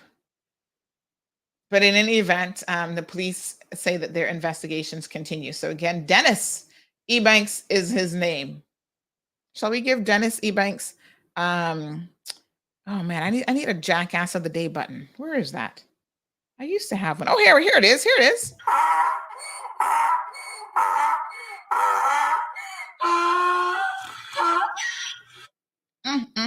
That jackass sounds like he's having a hard time being a jackass. He's like,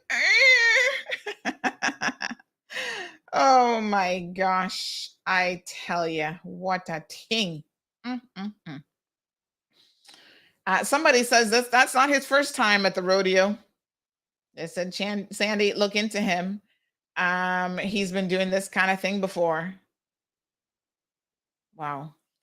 So, yes, how long was he caught for? Does anybody have the lowdown on Dennis? So this was the message we got Sunday morning. This person said, morning. I'd like to share this matter with you, that there are a lot of people, so a lot of people can be aware of it. I work at a bar here in Cayman, and last night we had $500 that was fake. The two guys were Caymanian. Naughty, naughty, naughty. We called the cops and took the car plate for both of the cars. So please make other stores or bars be aware of this. They're using only $100 bills to pay. So this was a message that we received Sunday morning at 8:25 a.m. And so we posted it and we let people know. And right away, you know, Caymanians, y'all listen, y'all be so shady. Don't want to admit that you have current. Well, how do they know that they're Caymanians? Let's just say that a lot of Caymanians have a unique element to them. A lot of people I can look at, not everybody, and I can say that's a Caymanian or that's not a Caymanian. I would say I'm not the best at this, to be honest, but even for myself, I'm like at about 85% being able to identify a Caymanian versus a non-Caymanian. Now, when I say Caymanian, obviously, I cannot include everybody who has the Caymanian piece of paper, because that's a very wide group of individuals. But everybody else, if you're at least a third or fourth generation Caymanian, I can normally look at you and be like, yeah, he look like he probably from West Bay. Now, some people are particularly good. They'll be like, oh, honey child, he's from down Bosween Bay. And I'm like, I'm not that good. And I'm not really great at accents, because some people can tell precisely when you're speaking to them. Oh yeah, you from this area of Georgetown. I'm like, oh, whoa, whoa, whoa, whoa. I'm not into all that. I don't know all that. But looking at Dennis, yeah, he's a Caymanian. Is that not obvious? But I had a few people, some elderly folks, like, oh, these people are trying to put Caymanians down. How do you know it was a Caymanian? I said, Lord have mercy. That reminds me of the controversy on Friday when I made the jackass of the day, drug smugglers. And I said a Jamaican canoe. Oh my God, what did I say that for? All of our Jamaican friends and brothers and sisters came out of the woodworks. Oh, Sandy don't like Jamaicans. I'm like, okay, y'all are crazy. If you really read the post, you would see that the point that I was trying to make, it wasn't about, it's a Jamaican canoe boat. Like, that's a description for the boat. And that's what it is. How have you proven that it came in from Jamaica? Did you do an analysis of the seawater to see if the barnacles on the bottom came from Kingston Bay? I was like, listen, y'all are crazy. Who in their right minds don't know that the drug running canoe boats that come into Cayman are all Jamaican boats? What planet do y'all live on? This has nothing to do with my feelings about Jamaicans. This is just a straight up fact, right? It is a Jamaican canoe boat.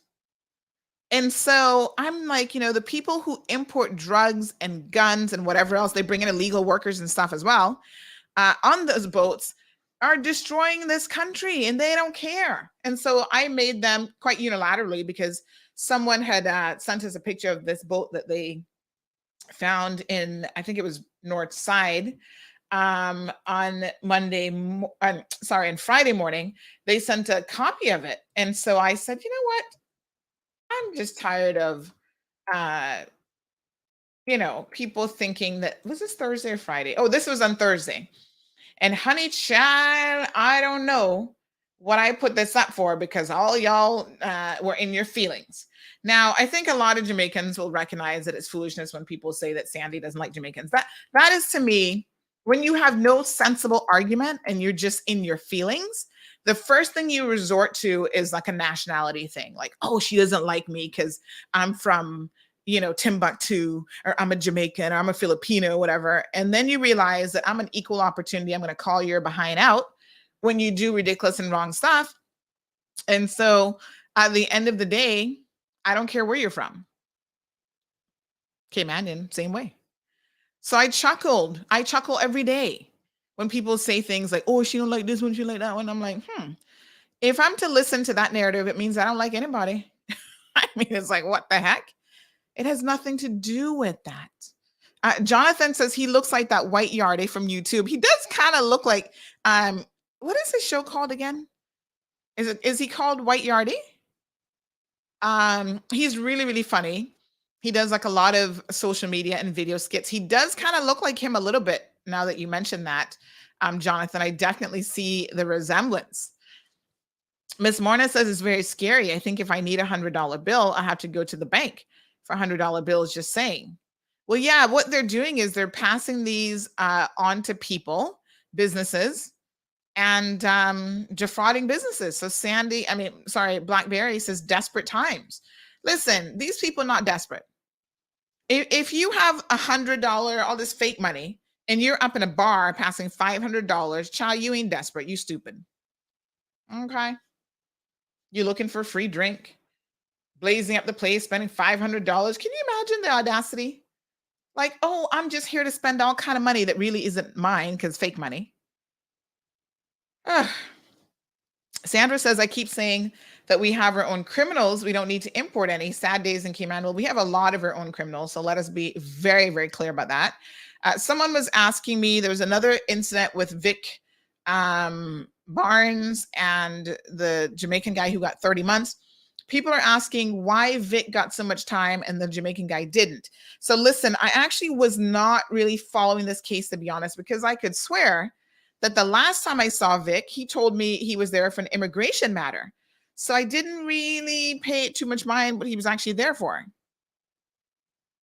Something about not paying his bar staff or something. So I was a bit surprised when I'm hearing it's about this drug boat that came into Cayman. I was like, what? Are you kidding me? So you guys know I have a good rapport with a lot of the lawyers and stuff. And so I called one of them and I said, what's this case? And I'm going to speak to the lawyer who actually, I think, was Jeff's defense attorney. I'm not really sure, but he was involved in the case. And I want to try to get some of the details because this is the problem. If you don't show up and you don't hear the judge's comments, it's very difficult to know how the judge came about the sentencing specifically. But it sounds like what happened was the Jamaican guy came in on the boat as an illegal lander. And supposedly early on, he confessed everything right away. He's like, listen, I was just a journeyman on this boat. I'm coming at the boat, whatever. He claims that he didn't know what was in the bag. And what turned out to be in the bag was drugs as well as a gun. And this is what I'm telling you guys. A lot of you I know who are into smoking pot, you think it's no big deal. Like, oh, who cares if marijuana is coming in?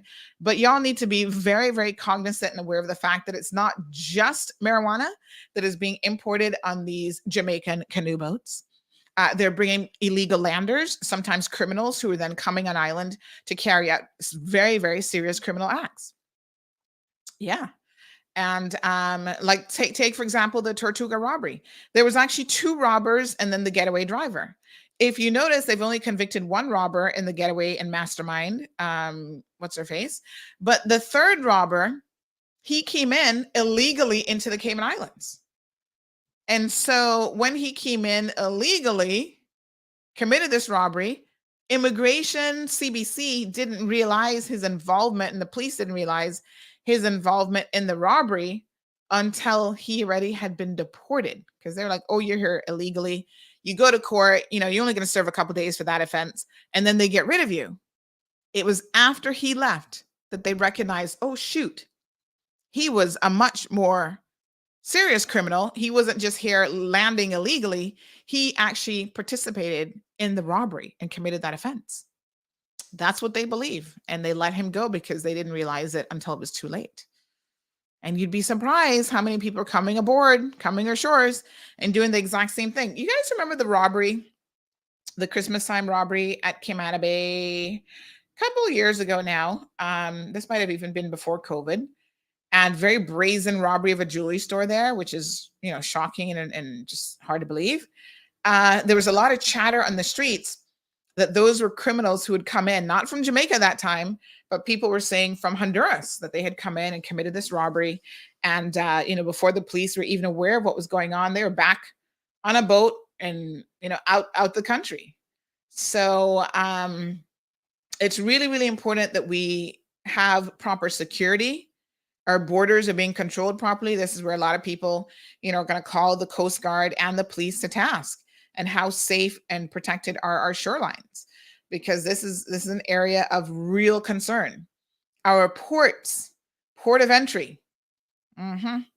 So, right now we are in talks, this PAC government are in talks with, they're in Honduras. I don't know if the ministers returned from Honduras as yet, and other places where, they're talking about looking at alternative routes for food. Well, one of the concerns about the alternative routes for food is that route, then that ship, whatever ships we're bringing in, becomes a potential route for smugglers.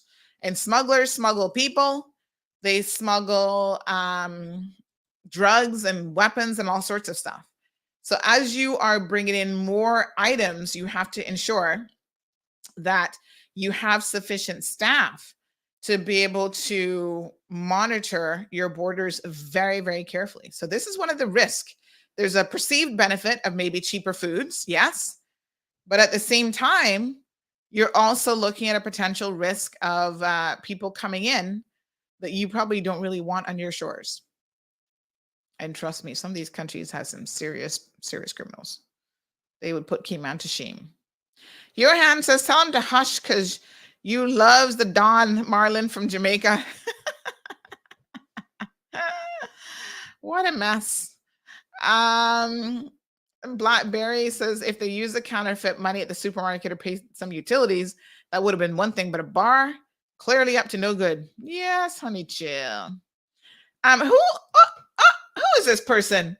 Somebody went and created a Facebook account called Honey Child. Are you for real? That is so funny. Hello, Honey Child. Irviton says, and that's not right for a businessman because they're out of all of that money. So whoever that person is, it's been a long stretch if he's found, it should be a long stretch if he's found guilty. Yes, I mean, it is obtaining property by deception. It's theft. It's just theft. Everton also says the only reason why they use big notes is because it's better for them to do that. They move the money much faster because they can spend $10 or $20 and the rest of the money they get back in change. That's good for them. That's true too, Everton. I'm glad that you pointed that out because yes, that's another way. It's not just what they're paying for the goods that they're obtaining by deception, but also the money that they get back, which is now legitimate money. That's that too. Yes, very good. Good, Everton. You need to be a detective, honey child. Charlene says they all get into their feelings when it comes to their nationality, but then you're not supposed to when it comes to our homegrown. Really now? Child, can I just tell you, I didn't even know that they were arguing and up in their feelings on Facebook until somebody from East End said to me, oh, Miss Sandra, you don't pay them no mind. I'm like, pay who, mine, where, what's going on? And they're like, oh, they're commenting about you. They don't like Jamaicans. I said, again? Poor them. That is such an old argument. I had to post and said, Jesus, come over here and look at these fools. Seriously. Oh, anything about Jamaica she don't like? I'm just like, wow. Meanwhile, I have a Jamaican grandparent.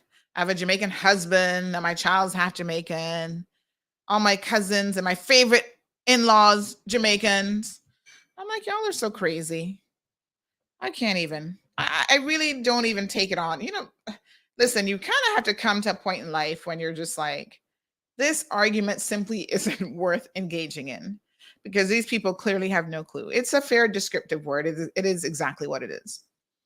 And if you're offended by that, maybe what you need to be offended by, which is what I'm offended by, is anybody, Jamaicans or anybody else. But again, when I'm talking about these Jamaican canoe boats, that's exactly who it is, who are bringing the vast majority of the drugs and weapons into this country. It would be the equivalent of a Jamaican saying that the Haitians are importing the Haitians are importing the guns and stuff in their country. And that's true. That's the route that it's coming. It's not coming from America or other jurisdictions. And if it does, that's a very minimal amount. So if you get offended by the truth, then that's your business. Here's Ricardo Graham. He says Cayman Mauro just don't like Jamaicans. Every negative post before confirmation, they said it's a Jamaican or from Jamaica. I'm like, are you kidding me? People like Ricardo, he never has any contribution to make, except on something like this. Just jump up and be like, oh. I think wasn't he the same one who was like, oh, why didn't you speak out about abuse? I'm like, dude, do you even pay attention? This is when I know that y'all ain't got no damn sense. Because honestly, no one speaks out about child abuse in this community more than me. And yet the same Ricardo Graham talking foolishness. Ugh. He must be upset because we probably reported on him or one of his friends for being up to no good. But as you guys are fully aware, it doesn't matter to me who you are. In fact, I want y'all to pay attention because this might be a trivia question for tomorrow's show. The very first story that CMR did, should I tell y'all or should I just make it a blind trivia question? Because if I tell you now, you only have to have a half decent memory to remember for tomorrow. I'm going to make it easy. I'm going to give y'all a gift certificate for this one tomorrow. The very first story that we did was on a Caymanian. We dropped the fact that a particular Caymanian had been arrested for, oh God, I'm trying to remember what the hell it was for now. Arrested for, oh God, he looked at one bag of charges, jail. And you know, the case isn't even 5 years later. He's not even really gone to trial yet. It's still ongoing.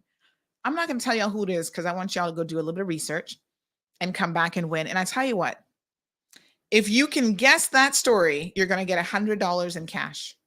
And it ain't going to be fake note. It's going to be like real money, not Monopoly money. Soka says that I look like a Cubana today. What? My Cuban family would be proud. I'm not sure why. What makes me look like a Cubana? I don't know. I have on a very neutral color top today, and I think a lot of people are commenting. I saw your comments earlier on that. So, you just mixed up the wardrobe a little bit. I had a wardrobe refresh thanks to a recent trip to Miami, and you guys are noticing. Lulu says, I love you, Sandy. And she has, I think that's a Jamaican flag. It just shows up as JM. I love you too, Lulu. Thank you. And Dean, so you mixed too from St. Elizabeth. Yeah. Did you guys not listen to my 23andMe test results? My grandfather's from St. Elizabeth. Now I found it so interesting that 23andMe was able to narrow down on that. I was just like, how the heck? So they said your recent, what was it called again? Your recent like genealogical connections. And they had, I found this so fascinating. So in my ancestry report, it says your recent ancestry in the Americas, Mexico and Central America, specifically Belize District, Belize, Bay Islands Department, Honduras. I do not know of any connections in her family to Belize or Honduras, but I mean, 23andMe is telling me. And then the other place that it said was Caribbean, St. Elizabeth Parish, Jamaica. I was like, no way. Really? So yes, St. Elizabeth is where my grandfather, my mother's side is from. He's the original Barnes that came to the Cayman Islands. Isn't that amazing? So if anybody knows how we have any connections to Bay Islands and Honduras or Belize, do let me know. But this is why, you know, even though I have a husband from Jamaica, I couldn't have found one in St. Elizabeth because he might be my cousin or something. So you got to be careful. So Jonathan says that's why it needs to be grown locally. Jonathan, I'm going to send you that article I was telling you about yesterday. And Dean says, remember that guy that was shot by the police in Windsor Park? He was here illegally. Is that the one that they shot and killed? Did he die? Because I think the police had killed someone, right? And I think, yeah, that might be him. Yes, honey child. We got enough of them walk around the place and nobody even knows. Good morning to Miss Pat. She says, I enjoy listening to your show. You're doing a great job. God bless you. Thank you. So I was out yesterday. Sometimes you guys will see me out and about. Just having lunch by myself. Don't feel sorry for me because I really love my own company. Y'all should know this by now, right? I'm a homebody. I love being at home. I don't live out in the streets. A couple reasons why. Number one, in my personal space, I really don't like a whole lot of drama. So a lot of y'all, I keep you at arm's length. We say hello. We can be acquaintances from a distance, but when it comes to personal drama, I will cut you off quicker than you don't even know what happened. Make your head spin because I just don't like drama. Now you might think that's a bit odd because CMR is always in the thick of it, right? But that's work. In my personal life, I don't have friends that into the whole drama. We're not into it. So, the other reason why I'm a homebody is because I pay too much money for a mortgage to be out in these streets spending even more money. To me, it makes no economical sense. So my home is my fortress. I'm like, yes, I want to kick up my feet on my nice leather sofa and fall asleep there if I want to and snore down the whole place. Good for me. So I enjoy that. And then sometimes I'll go out to a restaurant. I'm actually trying to get work done and so on. So I go to places where I can just sit at a table by myself. They know me by name. They'd be like, Miss Sandy, are you going to have the usual today? And I'm like, yep, give me the usual. Yesterday I had a nice shrimp salad. It was actually a Caesar salad with shrimp on top. Delicious. So anyway, I'm there minding my own business. And then when I got ready now, I'm like, oh, look at the time already. Got to go pick up Gigi from school. And I gathered up my stuff. I ran into someone she's a senior. She's like, oh, Sandy, I'm getting the senior discount now. 65 years old. I can get, all sorts of freebies. And I was like, mess with you, girl. It is a pleasure and a privilege to reach your senior years. Trust me. So there was a guy who was talking to us. He's an industry worker. And he said, Sandy, keep up what you're doing. He said, can I tell you, I'm going out places and I hear politicians saying that, oh yeah, we don't want Mall Road to get a hold of this, so we better not do it. And he's like, it seems like you keep them on the straight and narrow because they're afraid of exposure. And I said, well, because his point was, shouldn't they be afraid of the voters? And I said, they are afraid of the voters. But what happened before is the voters were kept in the dark. Y'all didn't know what was going on. Now with us on their tails, we up in everybody's business. So when they start to misbehave, and you hear comments coming from the leadership of the PAC government, for example, that, what happened in BVI should be a cautionary tale to all of us. That sort of comment is not made in isolation. Those comments are made because certain politicians do stuff that they better be careful that an inquiry isn't called down in the Cayman Islands because of their behavior. It seems so simple on the one hand to just follow procedure, accountability, transparency, and all this sort of stuff. But we know, depending on the personalities that you put into politics, and, some people on their own are fine. And when you mix them with other people politically, that brings out the worst in them. Because other people teach them the ways of being, little political criminals. And what passed 15 and 20 years ago, and the stuff that people could do and get away with it, in this day and age, everybody is under a magnifying glass, and it is no longer going to be kosher. So I always warn politicians, y'all better be on your best behavior because we get everything back. You can't go anywhere on a trip and think you're going to be hiding anything, whether it's Cayman Brac, Honduras, Miami, Jamaica, the entourage that you're traveling with. Y'all start doing stuff with women and men and this and that. Y'all don't think people talk? It's such a small world. So I always caution people, just do the right thing. That's how you stay off of CMR. Y'all upset because I'm calling out Jamaicans, Caymanians, West Bayers, East Enders, Newlanders. Johanna's like a Newlander. What the hell? It don't make no difference. But it's so easy to not end up on CMR. You just got to toe the line, behave yourself, and you're not going to be in the news like Dennis this morning. Johan says, Sandra, tell him in your Jamaican accent, it's sweet, it's sweet, it's sweet. I need to find that clip and play that again because that was pretty funny. Vernita says we don't hate the people, we hate their bad attitude and bad behavior from everyone. I'm going to be honest with you. I hate criminals, not just the behavior. So if you molest children, yes, I hate the fact that the molestation is taking place, but I hate you too. I'm not going to lie. I am not going to pretend. Maybe this is when I need a hallelujah moment because the Lord is looking at me saying, Sandy, that's not right now. Praise the Lord. He's like, you're supposed to love everybody. And I'm just like, Lord, no. I can't love abusers. Sorry. You will have to do your thing and be the forgiver of all. But that ain't going to be me. Pat talking about Karen on the beach. Yes, I can't love Karens either. And, they come across me on a good day and I can tell them a couple of choice words of my own. I'm just saying.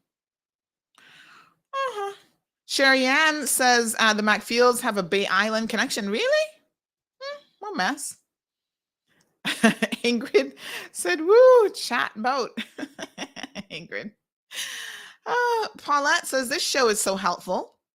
It's like our new Cayman 27, where we got our news. And you know what? Not only do you get the news, Paulette, but you guys are part of it. So you have an unbelievable amount of interaction. We're going to be celebrating tomorrow. Hello, 5 years. So yes, you have an unbelievable amount of interaction in the program. We are the people's platform. Who do you think we get our news from if it's not you all telling us everything that's going on? Yes, honey, chill. I was kind of thinking this morning, sometimes my brain goes into overdrive. And I was saying, how the minister made a comment to the Compass that there was no issue between him and the chief medical officer. And I thought to myself, does the minister actually believe that if one person told me that I would have ran with that story? When you get to like 6 and 7 people telling you the exact same thing, that's all I'm going to say. Good morning, Caribbean Sunshine. How are you? Shakisha, good morning, says keep up the good work. Anthony, always here for a good laugh. He says hallelujah. So what else is trending this beautiful morning? Well, let me have a look and tell you. Oh, yes, please go and watch the regiment video. The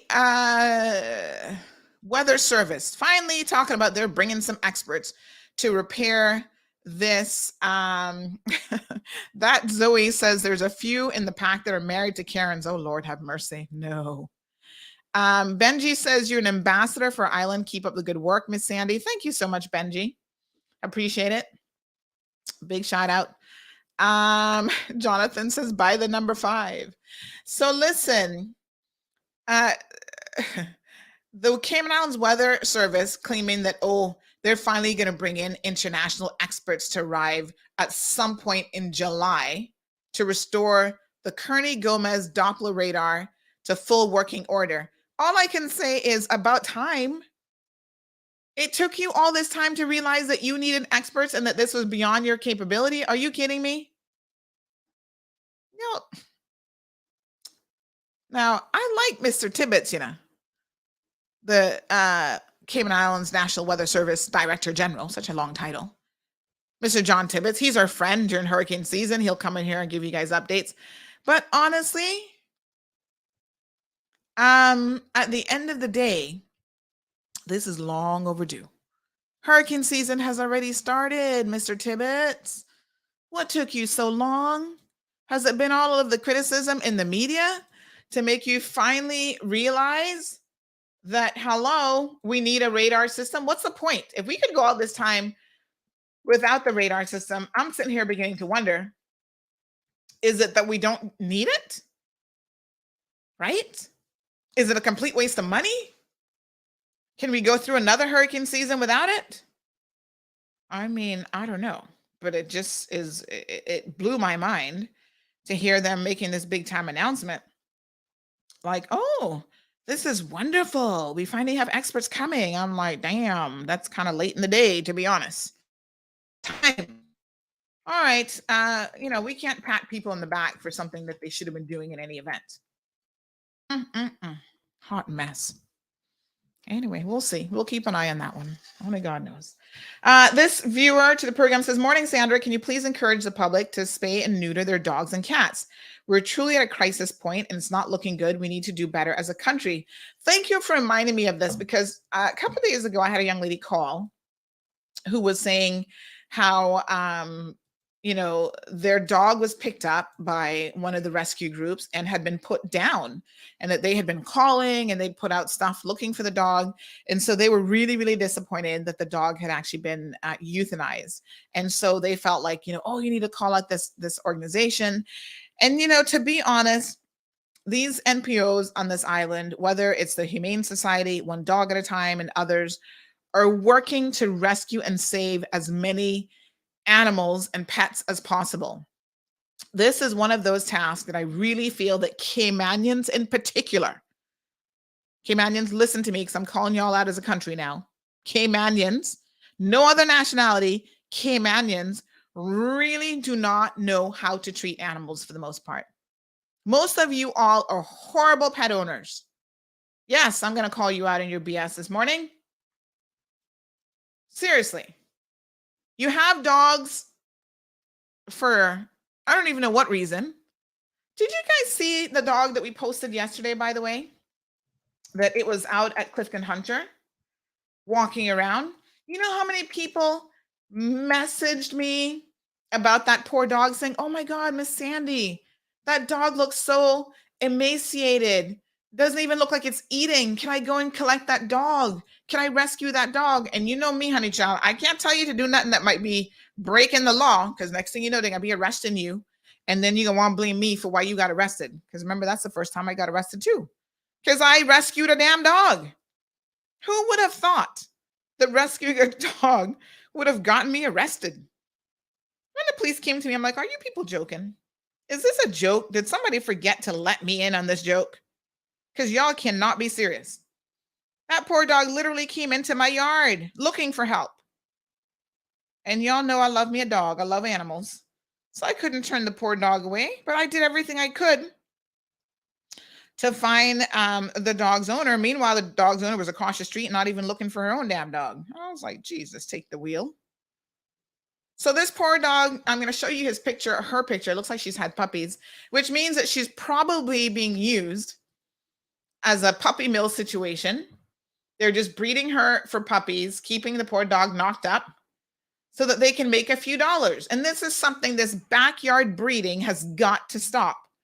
And I don't know why governments are waiting so long to amend the animal law and to make this illegal. We need to clamp down on this, because y'all don't know what you're doing. You know nothing about breeding dogs. And a lot of times you're jeopardizing both the mother and the puppies for the sake of a couple of dollars. And it's wrong. It's a life. Look at this poor dog. You can see her ribs. I don't even know how she could be potentially feeding any puppies, because she doesn't even look like she's getting enough food to eat herself. So poor thing, she got out from wherever they probably had her tied up or caged up, and started walking the streets and decided to take a little stroll down by Clifton Hunter. My Tweedum. She was probably like, the only way out is for me to get an education. Let me go to school. Oh, poor thing. So I would really implore you guys to do better. You know, I keep saying this isn't who we are, but actually it is who we are. Some of y'all, not me. I would never have a dog in this condition. Now, sometimes you fall in hard times. I mean, everybody's having a hard time right now. So maybe you can't afford to keep this dog. There are more humane ways of doing it other than starving the poor dog to death. I'm going to show you. She looks like she has mange or something too. I'm going to show you the video. Hold on. Trying to add it to Dropbox here so I can pull it up. So the poor little thing, poor little pumpkin, walking around looking all mangy. And like she's definitely seen better times. I hope. My God, I hope she's seen better times than this. This is disgusting. Ugh. I don't know why this is taking so long to upload to Dropbox. Let me see what's going on. But yeah, poor little thing. Like her face looks like she has mange on it. People are like, can I just go and grab this dog and take her home? Because I love dogs. But you know, folks, just like children, dogs need love, affection, and they require money to raise. Y'all didn't get the memo? Dogs are not free. They have vet bills, they need regular checkups. Sometimes dogs do the craziest things. Listen, I have been a dog owner. This is probably one of the longest periods of time in my life that I've not had a dog as an adult. And every time you lose a dog, especially if you lose one in a very tragic way, you feel like you never want to go through that again. So you kind of tell yourself, oh God, I can't go through the emotional, just trauma that comes with losing a pet. But I want my daughter to be able to grow up knowing the love, the unconditional love that you get from dogs and cats too. I'm not a cat person, but I know y'all love your cats. And they are just amazing. And if you choose to have an animal, you have to know the responsibility that comes with it. Gosh, they will listen. A dog will get in front of a bullet for you. I'm not too sure about cats now because they're a little bit different still.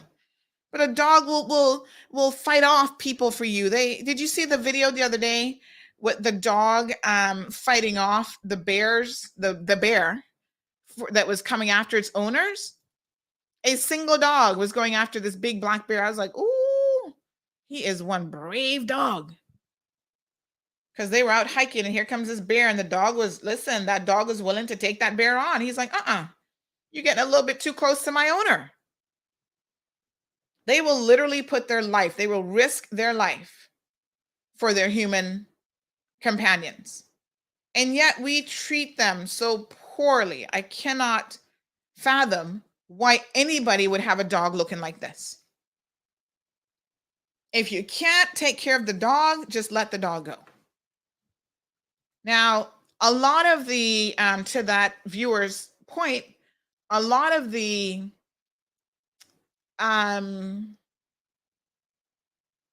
organizations, a lot of the NPOs on island are struggling right now with being able to help you with your dogs.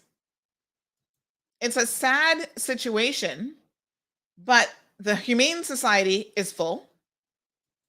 They have no more capacity. They cannot help. So even on Friday, I think it was, they posted a dog who they said looks like it had been hit by a car and needed medical attention.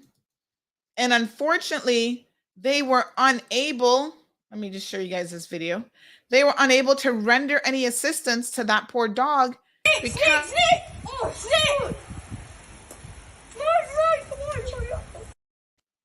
Look at that dog again.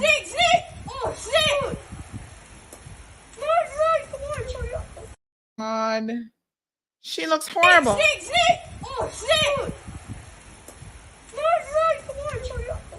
Aw, she doesn't look healthy at all.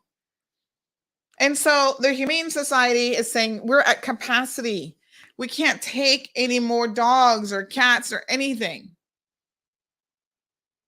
So please, people, we have to get the animal situation under control, right? They have to euthanize and kill animals because of your irresponsibility.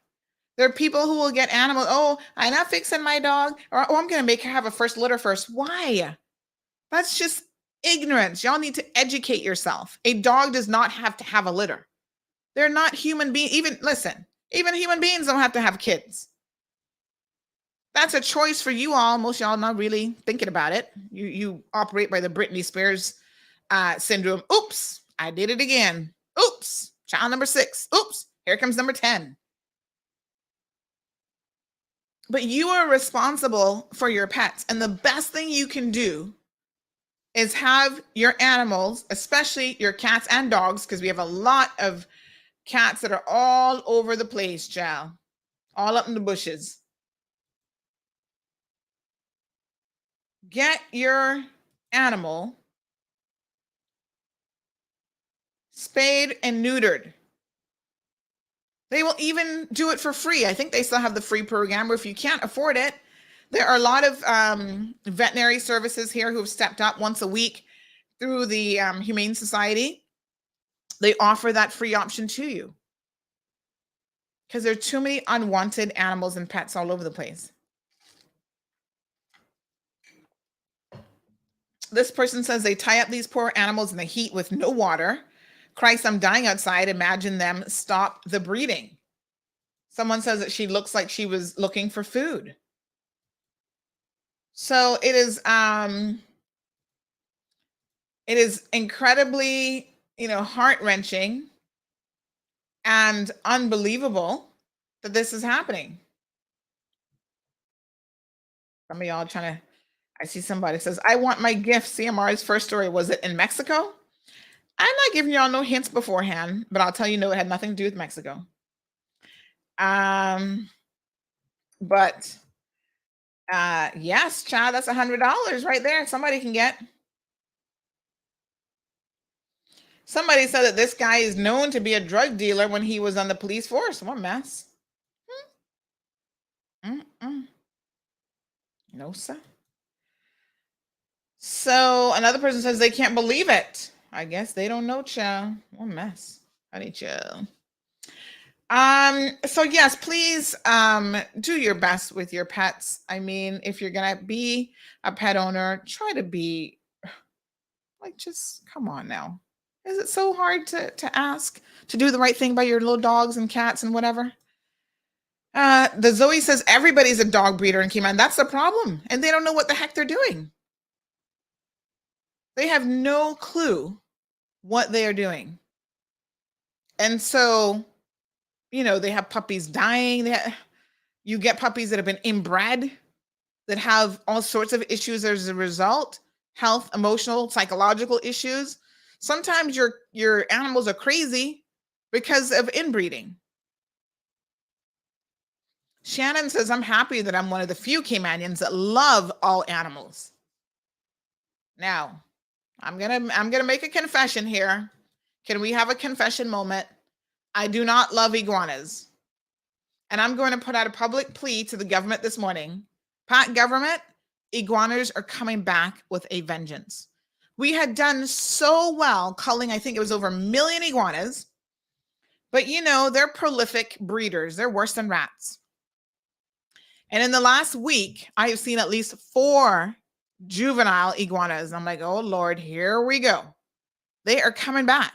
And one big adult one in our neighborhood. I was like, I need to call Eddie to come and find this iguana. I get it. It may not be a big priority now, but as Aunt Lottie always used to say, an ounce of prevention is better than a pound of cure. So let us get ahead of the resurgence of the iguana situation. Any PAC members listening this morning, run to caucus. Today is Tuesday? Is it caucus on Tuesdays or cabinet? I can never remember which one. But run to cabinet, run to caucus. I don't care which one you run to. And say, hey, we got to do something about the iguanas. You don't even have to tell them that I brought it up. Take it for your own glory, honey chill. Because I know some of y'all love attention. You like to pretend like you're doing all kind of stuff and you're coming up with solutions. Take it. I'll give it to you. But I'm seeing one too many iguanas recently. And, typical Caymanian fashion, we're going to wait till next year, the year after, when we have to reinitiate a huge, humongous culling program costing millions of dollars again. It is at the stage now where really what they should do is hire 1 or 2 contractors, or, I don't know if it's a full-time job in the Department of Environment, DOE. Is that Department of Environment? Yes. And have them, that's their job. Set up a little mobile number. 555, get the iguanas or something, right? And anytime you see an iguana, you can call that number and the color can come out in your specific area and carry out an eradication exercise. This just takes a little bit of organization. And then you never get to the point where you have to do this massive culling program again, spending millions of dollars and having some qualified and some unqualified people out there with guns shooting out people's windows because they missed the iguana. Listen, Eddie McLean, is Eddie listening to the program this morning? I don't think he really listens, but who knows? Somebody please hit up Eddie and let Eddie know that he needs to talk to the PAC government about this. Eddie is a professional marksman. He's president of the shooting club, of the gun club. I think they've renamed the club. It's no longer the gun club. It's something else. The Cayman Islands Shooting Association or something. I don't know. But the point is, he is very, very proficient. That's his part-time gig. I don't know how busy he is these days, but I have seen hundreds, like a stack of hundreds of iguanas when Eddie calls them, because they were so many at one point on this island, and they are coming back. Pat government, Department of Environment, somebody please speak to Eddie, put something in place where him and his team can go out every single day. You got a little, like I said, number where people can call, and they can go out calling these iguanas. They are in the area. In fact, my husband took some drone footage of one way up in one of our trees the other day, and I was like, oh Lord, here we go. Next thing you know, he's by the screen door trying to get in my house. And that's the point when I'm going to call 911. When they say, 911, what's your emergency? I'm your Lord, have mercy. There's an iguana on my back porch. Help me, Jesus. Yeah, that'll be me. I'm just being honest. Because I don't do reptiles, and I don't do insects and all this kind of stuff. All right. Miss Vernita says, if you mistreat an animal, you'll kill people. Well, yeah, they kind of go hand in hand. And here's a little fact that you might find kind of weird, but interesting and true, is that one of the markers that they look for, you guys know the United States of America is the serial killer capital of the world. Oh, America has managed to have more dysfunctional people, more mass shootings than anybody else, more incarceration than anybody else. This is the American dream, child. It's called dysfunctionality. But yes, they have more serial killers than anybody else. And one of the markers of a serial killer is in their childhood, the fact that they would torture and abuse animals. So if you have children around you who like to torture and abuse animals, get them some psychological attention ASAP. Because yeah, that's an indication of real psychosis, like something is wrong with them. So don't take it lightly when Miss Vernita says that if you mistreat animals, you'll kill people, because they turn out to be serial killers. That's one of like 5 markers of a serial killer. Another one is bedwetting when you shouldn't be. So Zoe says, just like animals, humans, they don't live off air. Yep, Miss Darlene has it straight on the money. I always say if someone abuses an animal, they will also do the same to humans. Yes, animals are innocent. You know what I'm saying? They rely on us. And anyone who can harm anything that's innocent, an elderly person, an animal, a child, you need to have your head checked, because there's something wrong. Everton says, that's why I don't have an animal. I don't have time to take your pets as a business owner. I have a very tight schedule. And you know what? No one says that you need an animal. You don't have to have one. And it's better for you not to have one than to have one that is not being properly cared for. Allison says, I never thought that I would ever love dogs. My daughter got one. He's a house dog, and I love him like I love my kids and grandkids. He follows me everywhere, all over the house, and he's waiting for me when I reach home. I love my Marley. Aw. Yes, listen, like I said, they are so loyal and amazing, and they're smart. A lot of them, some dogs are not the smartest, but I've had the very good fortune of having some very smart dogs in my life. Amazing personalities. They're all different. Oh my gosh. Yes. A house, for me, a house without a dog is really not really a home.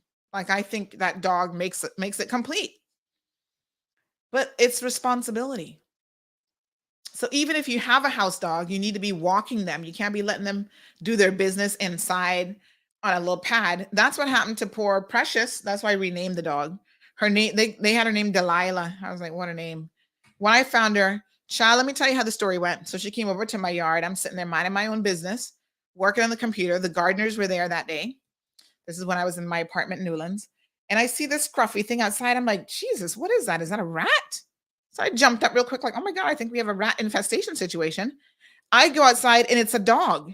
She had looked so mangy and her hair is a hot mess. And I was like, ooh. And I hadn't had a dog at that point for a couple of years. I had bigger dogs before that. So I had Oscar and Rupert. And I was looking at her going, oh God, she's a mess. So I'm like, okay, pick her up. This is Blackberry days. I sent out everybody in BBM. I just found this dog in Newlands. Does it belong to anybody? Posted on Facebook, whatever. In the meantime, I said, well, I might end up keeping the dog a couple days, and she can't come in my house looking like this. I'm sorry, but she looked like she got fleas, and so I'm like, all right, take her to the groomers. Got her kind of trimmed up. Took her to the vet. Does she have anything that I might contract, or do I need to be worried? They're like, oh gosh, well, she had cross-eyed, poor little thing. She had she was just a hot mess. She had too much hair in her ears. That's why she couldn't hear every time I was calling her. I was like, what's up with this dog? So anyway, y'all know the story. She ends up putting me in jail almost because when the owners finally came forward. So first of all, I saw her and I thought, oh my God, what you know Caymanians, right? When they look at you and you kind of don't look your best, they might be like, oh, precious. You're a hot mess today. So when I looked at her, I was like, oh, precious. And so that's why I named her Precious. I'm like, oh, she's real precious. Because everybody like, ooh, Sandy, where'd you get this dog from? She's kind of ugly. And I was like, don't look at her looks. She was the sweetest little thing. I'm like, she's more than just her looks. They're like, yeah, right. First of all, I was insulted that anybody would think that I would steal such an ugly dog. I'm like, honey child, if I'm going to steal a dog, you better believe that dog is going to be cute and worthy of being stolen. Oh my God, here she is. I'm going to say, I got to share a picture with y'all. Y'all got to, this is so funny. I just did a quick little Facebook search for her. My tweetum. I don't know whatever happened to her. Poor little Precious. What a rough life. And little dogs are being abused and taken advantage of, just like big dogs. This should never have been a situation. So that's why I named her Precious, because that's all I could say when I looked at her. I was like, oh, Precious. So anyway, when the owners finally, after me walking the dog, because she wasn't potty trained or anything, so I was walking the dog 24/7 trying to potty train her, because I'm like, listen, you're not messing in my house. You got to go outside now. That's, But a lot of people have small dogs. They do not even walk them. They don't do nothing. Dogs need exercise, even though they're small dogs. Listen, Coco was like the biggest small dog in the world. She loved outside, running up and down, running in the yard. She got her daily exercise at least twice a day. This is Precious. Look at her with her little cross-eyed. The vet said that somebody, when she was a puppy, would have had to have hit her in the head, and it shifted her eyes. Poor little thing. And then her tongue never really went fully in. I couldn't believe when these people came forward, but I stole their dog. I said, you think I'd steal a dog looking like this? Precious. Look at her. I tweet them. You see how she kind of has like her eyes look like they have glaucoma and stuff already? And I was shocked to find out that this little dog, little Precious, aka Delilah, was only a couple years old. I was I thought she was a senior dog. So when we get to court now, they talk about, oh, you stole our dog. Here's the receipts of when we bought her. I was like, this dog is only a couple years old. Are you kidding me? People, Caymanians, please, let's do better. Soka says she was trying to get in my house. Well, literally, she ran away from those people. They had her on an automatic feeder on the back porch. She used to run in circles every night around 9-10 o'clock because no one ever walked her, and she wasn't used to getting walked. And at first I thought this dog is crazy running in circles. And then I understood why. She had no other way of exercise, entertaining herself, nothing. Caymanians, come on now. This is who we are? We get a house pet and we can't even treat it decent? Talk to the Humane Society. Teach your children, make them go out there and volunteer at the Humane Society and all these other wonderful organizations. Walk a dog that isn't yours. Know what it is to be responsible, and do not get a pet if you're not willing to take care of it. That's your PSA for today. Bobo 89.1 listeners, we'll see you guys tomorrow. Thank you for tuning in to another episode of The Cold Hard Truth on Bobo 89.1 FM. Cayman's #1 talk show is live weekdays from 7:30 a.m. Never miss an episode again. Watch anytime on CMR's Facebook and YouTube channels for the latest show episodes. Don't forget to follow us online on our social media channels and visit CaymanMarlRoad.com for all the latest news and community happenings.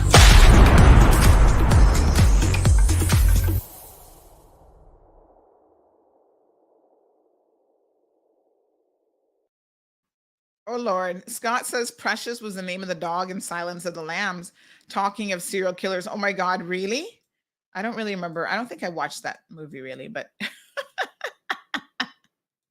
that is too weird. It's totally weird and random. Ingrid says, aw, so cute. Yeah, she was cute in her own way. But, you know, when I would walk around with her child, people would be like, Sandy, where'd you get that dog from? Jared says everybody be looking at looks. Yes, child, even in the dogs. And, you know, for the time that I had poor little Precious, she lived a wonderful life. Can I tell y'all? She went on a boat cruise. Yes. She got to learn how to jump up on furniture. Because apparently, like I said, these people just had her in the back porch.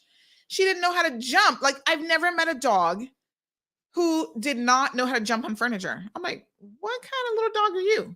If y'all knew my Coco, oh my God. The first time I laid eyes on Coco, she was jumping from one sofa to the next and all over. I was like, okay, calm down, little doggy.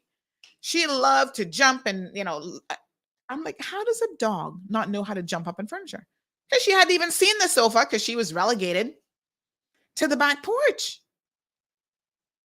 I'm like, who does this? If you have a house dog, don't you want to interact with it? Unbelievable. Paul says they have the same problem in Bermuda. Too many chickens everywhere. Feeding them breed bread and soaked in. Oh, what happens when a chicken's drunk? We have a lot of chickens here too, honey child. Oh God, don't get me started about them because Marlon's gonna start complaining about his garden. He's put up a gate just to keep the chickens out. Like, Marlon, you do know that chickens fly, right? They'll be flying right over that gate to go pecking in his garden. The second he puts out seeds, child, they be pulling out the seeds. And I'm like, oh my God, if Marlon, he runs out in the morning, get out of my garden. But some of y'all need to start catching these chickens now to be having them for dinner. I saw some neighbors doing that a couple weeks ago and I had to laugh to myself because I hadn't seen that in a minute. I was like, what are they doing? Like, it was right on their little concrete slab. And I'm sitting there watching, like, what on earth are these people doing? And I'm looking, I'm like, they're cooking something, but what is it? They were defeathering, depucking the whole 9 yards right then outside and roasting that chicken. And I'm like, what? But they're not doing enough of it because we still have way too many chickens around the place. Vernita says, my mom loved her pets so much. Anywhere she would go to eat, she'd go around and ask for the leftover bag full of bones and food to bring home for her dogs. Love her. Rest in peace, Mom. I don't feed dogs bones because bones can be very deadly towards dogs, actually. But you got to know what kind of bone. Maybe there's certain kind of bones that are healthy. Good morning, Miss Lucille. She says, as you talk about dogs and cats, my cat Princess, I noticed more. I noticed more than one of them in bed not feeling well. I make sure I get up and I feed before I go back to bed and leave my bedroom door open. If she wants to come in on it and I'm looking down, she just sits looking in my face like she's asking me what's wrong. Oh, when you're not feeling well. Yes. I love, not too much. She's my home mate. Love you all. Yeah, they're good companions, folks. You know, they can sense a lot of things when things are wrong. They will just come and put their heads on your lap. And listen, you give a dog a hug. Don't you just feel better? So Shannon says, I heard the lady that was breeding all these dogs in Prospect is now living in Cayman Brac. So Brackers be on the lookout. Oh, really? What's her name again? Oh God. I can't remember her name. Sylvia. Sylvia's in the Brac? Oh, that's interesting. Yeah, that was quite a horrific case. How many dogs did she have then, Prospect? Sylvia. It was a lot of dogs. And she got a suspended sentence for animal cruelty, by the way. So she was a dog hoarder. They confiscated 53 dogs. 53 dogs from her. Now, I actually think Sylvia must have some sort of mental problem because hoarding that many dogs, I know she was breeding, started out as a breeding business, but then I think she became a bit of a hoarder. Some of the dogs had to be euthanized and put down because of the condition that they were in. Soka, spay your dogs, not spray them, spay your dogs and cats and be responsible. Absolutely. Absolutely. All right, folks. Thank you so much, Scott. Soka Ms. Della says, because they treat dogs like handbags, no common sense. Listen, some of them treat handbags better than the dogs, so not even. Miami has a lot of wild chickens now. I'm telling y'all, you better start collecting those chickens, and soon we'll have to be eating those for dinner. But nothing wrong with that, because y'all go to the store and eat them same way. Somebody sent me a photo of frog legs. This is not the first time that I think you've seen frog legs for sale at the local grocery stores, because apparently there are people who eat frog legs. Now, that's not my cup of tea. I'm not gonna lie, you could never get me to a frog leg willingly. But I eat turtle occasionally, not often, but occasionally I do eat turtle. So I'm not gonna knock it. If you want to eat frog legs, that's your business. All right, good folks. Tune in tomorrow. It is our anniversary show. So we're gonna be having a party. Make sure you tune in. So you got $100 up for grab if you can figure out what our very first story was on CMR. Day number 1. So I'm going to do trivia questions. We've got, like I said, gift certificates. Like, I want to give away money because I feel like money is what people need right now. And that is going to make your life awesome to get $100. You can do whatever the heck you want with it. So make sure that you tune in. Invite your friends to tune in. They might win too. Everton says, my auntie loves frog legs. Ooh, auntie. A mess. All right, good people. I will see you tomorrow. We're going to be celebrating 5 years here at CMR. Take care.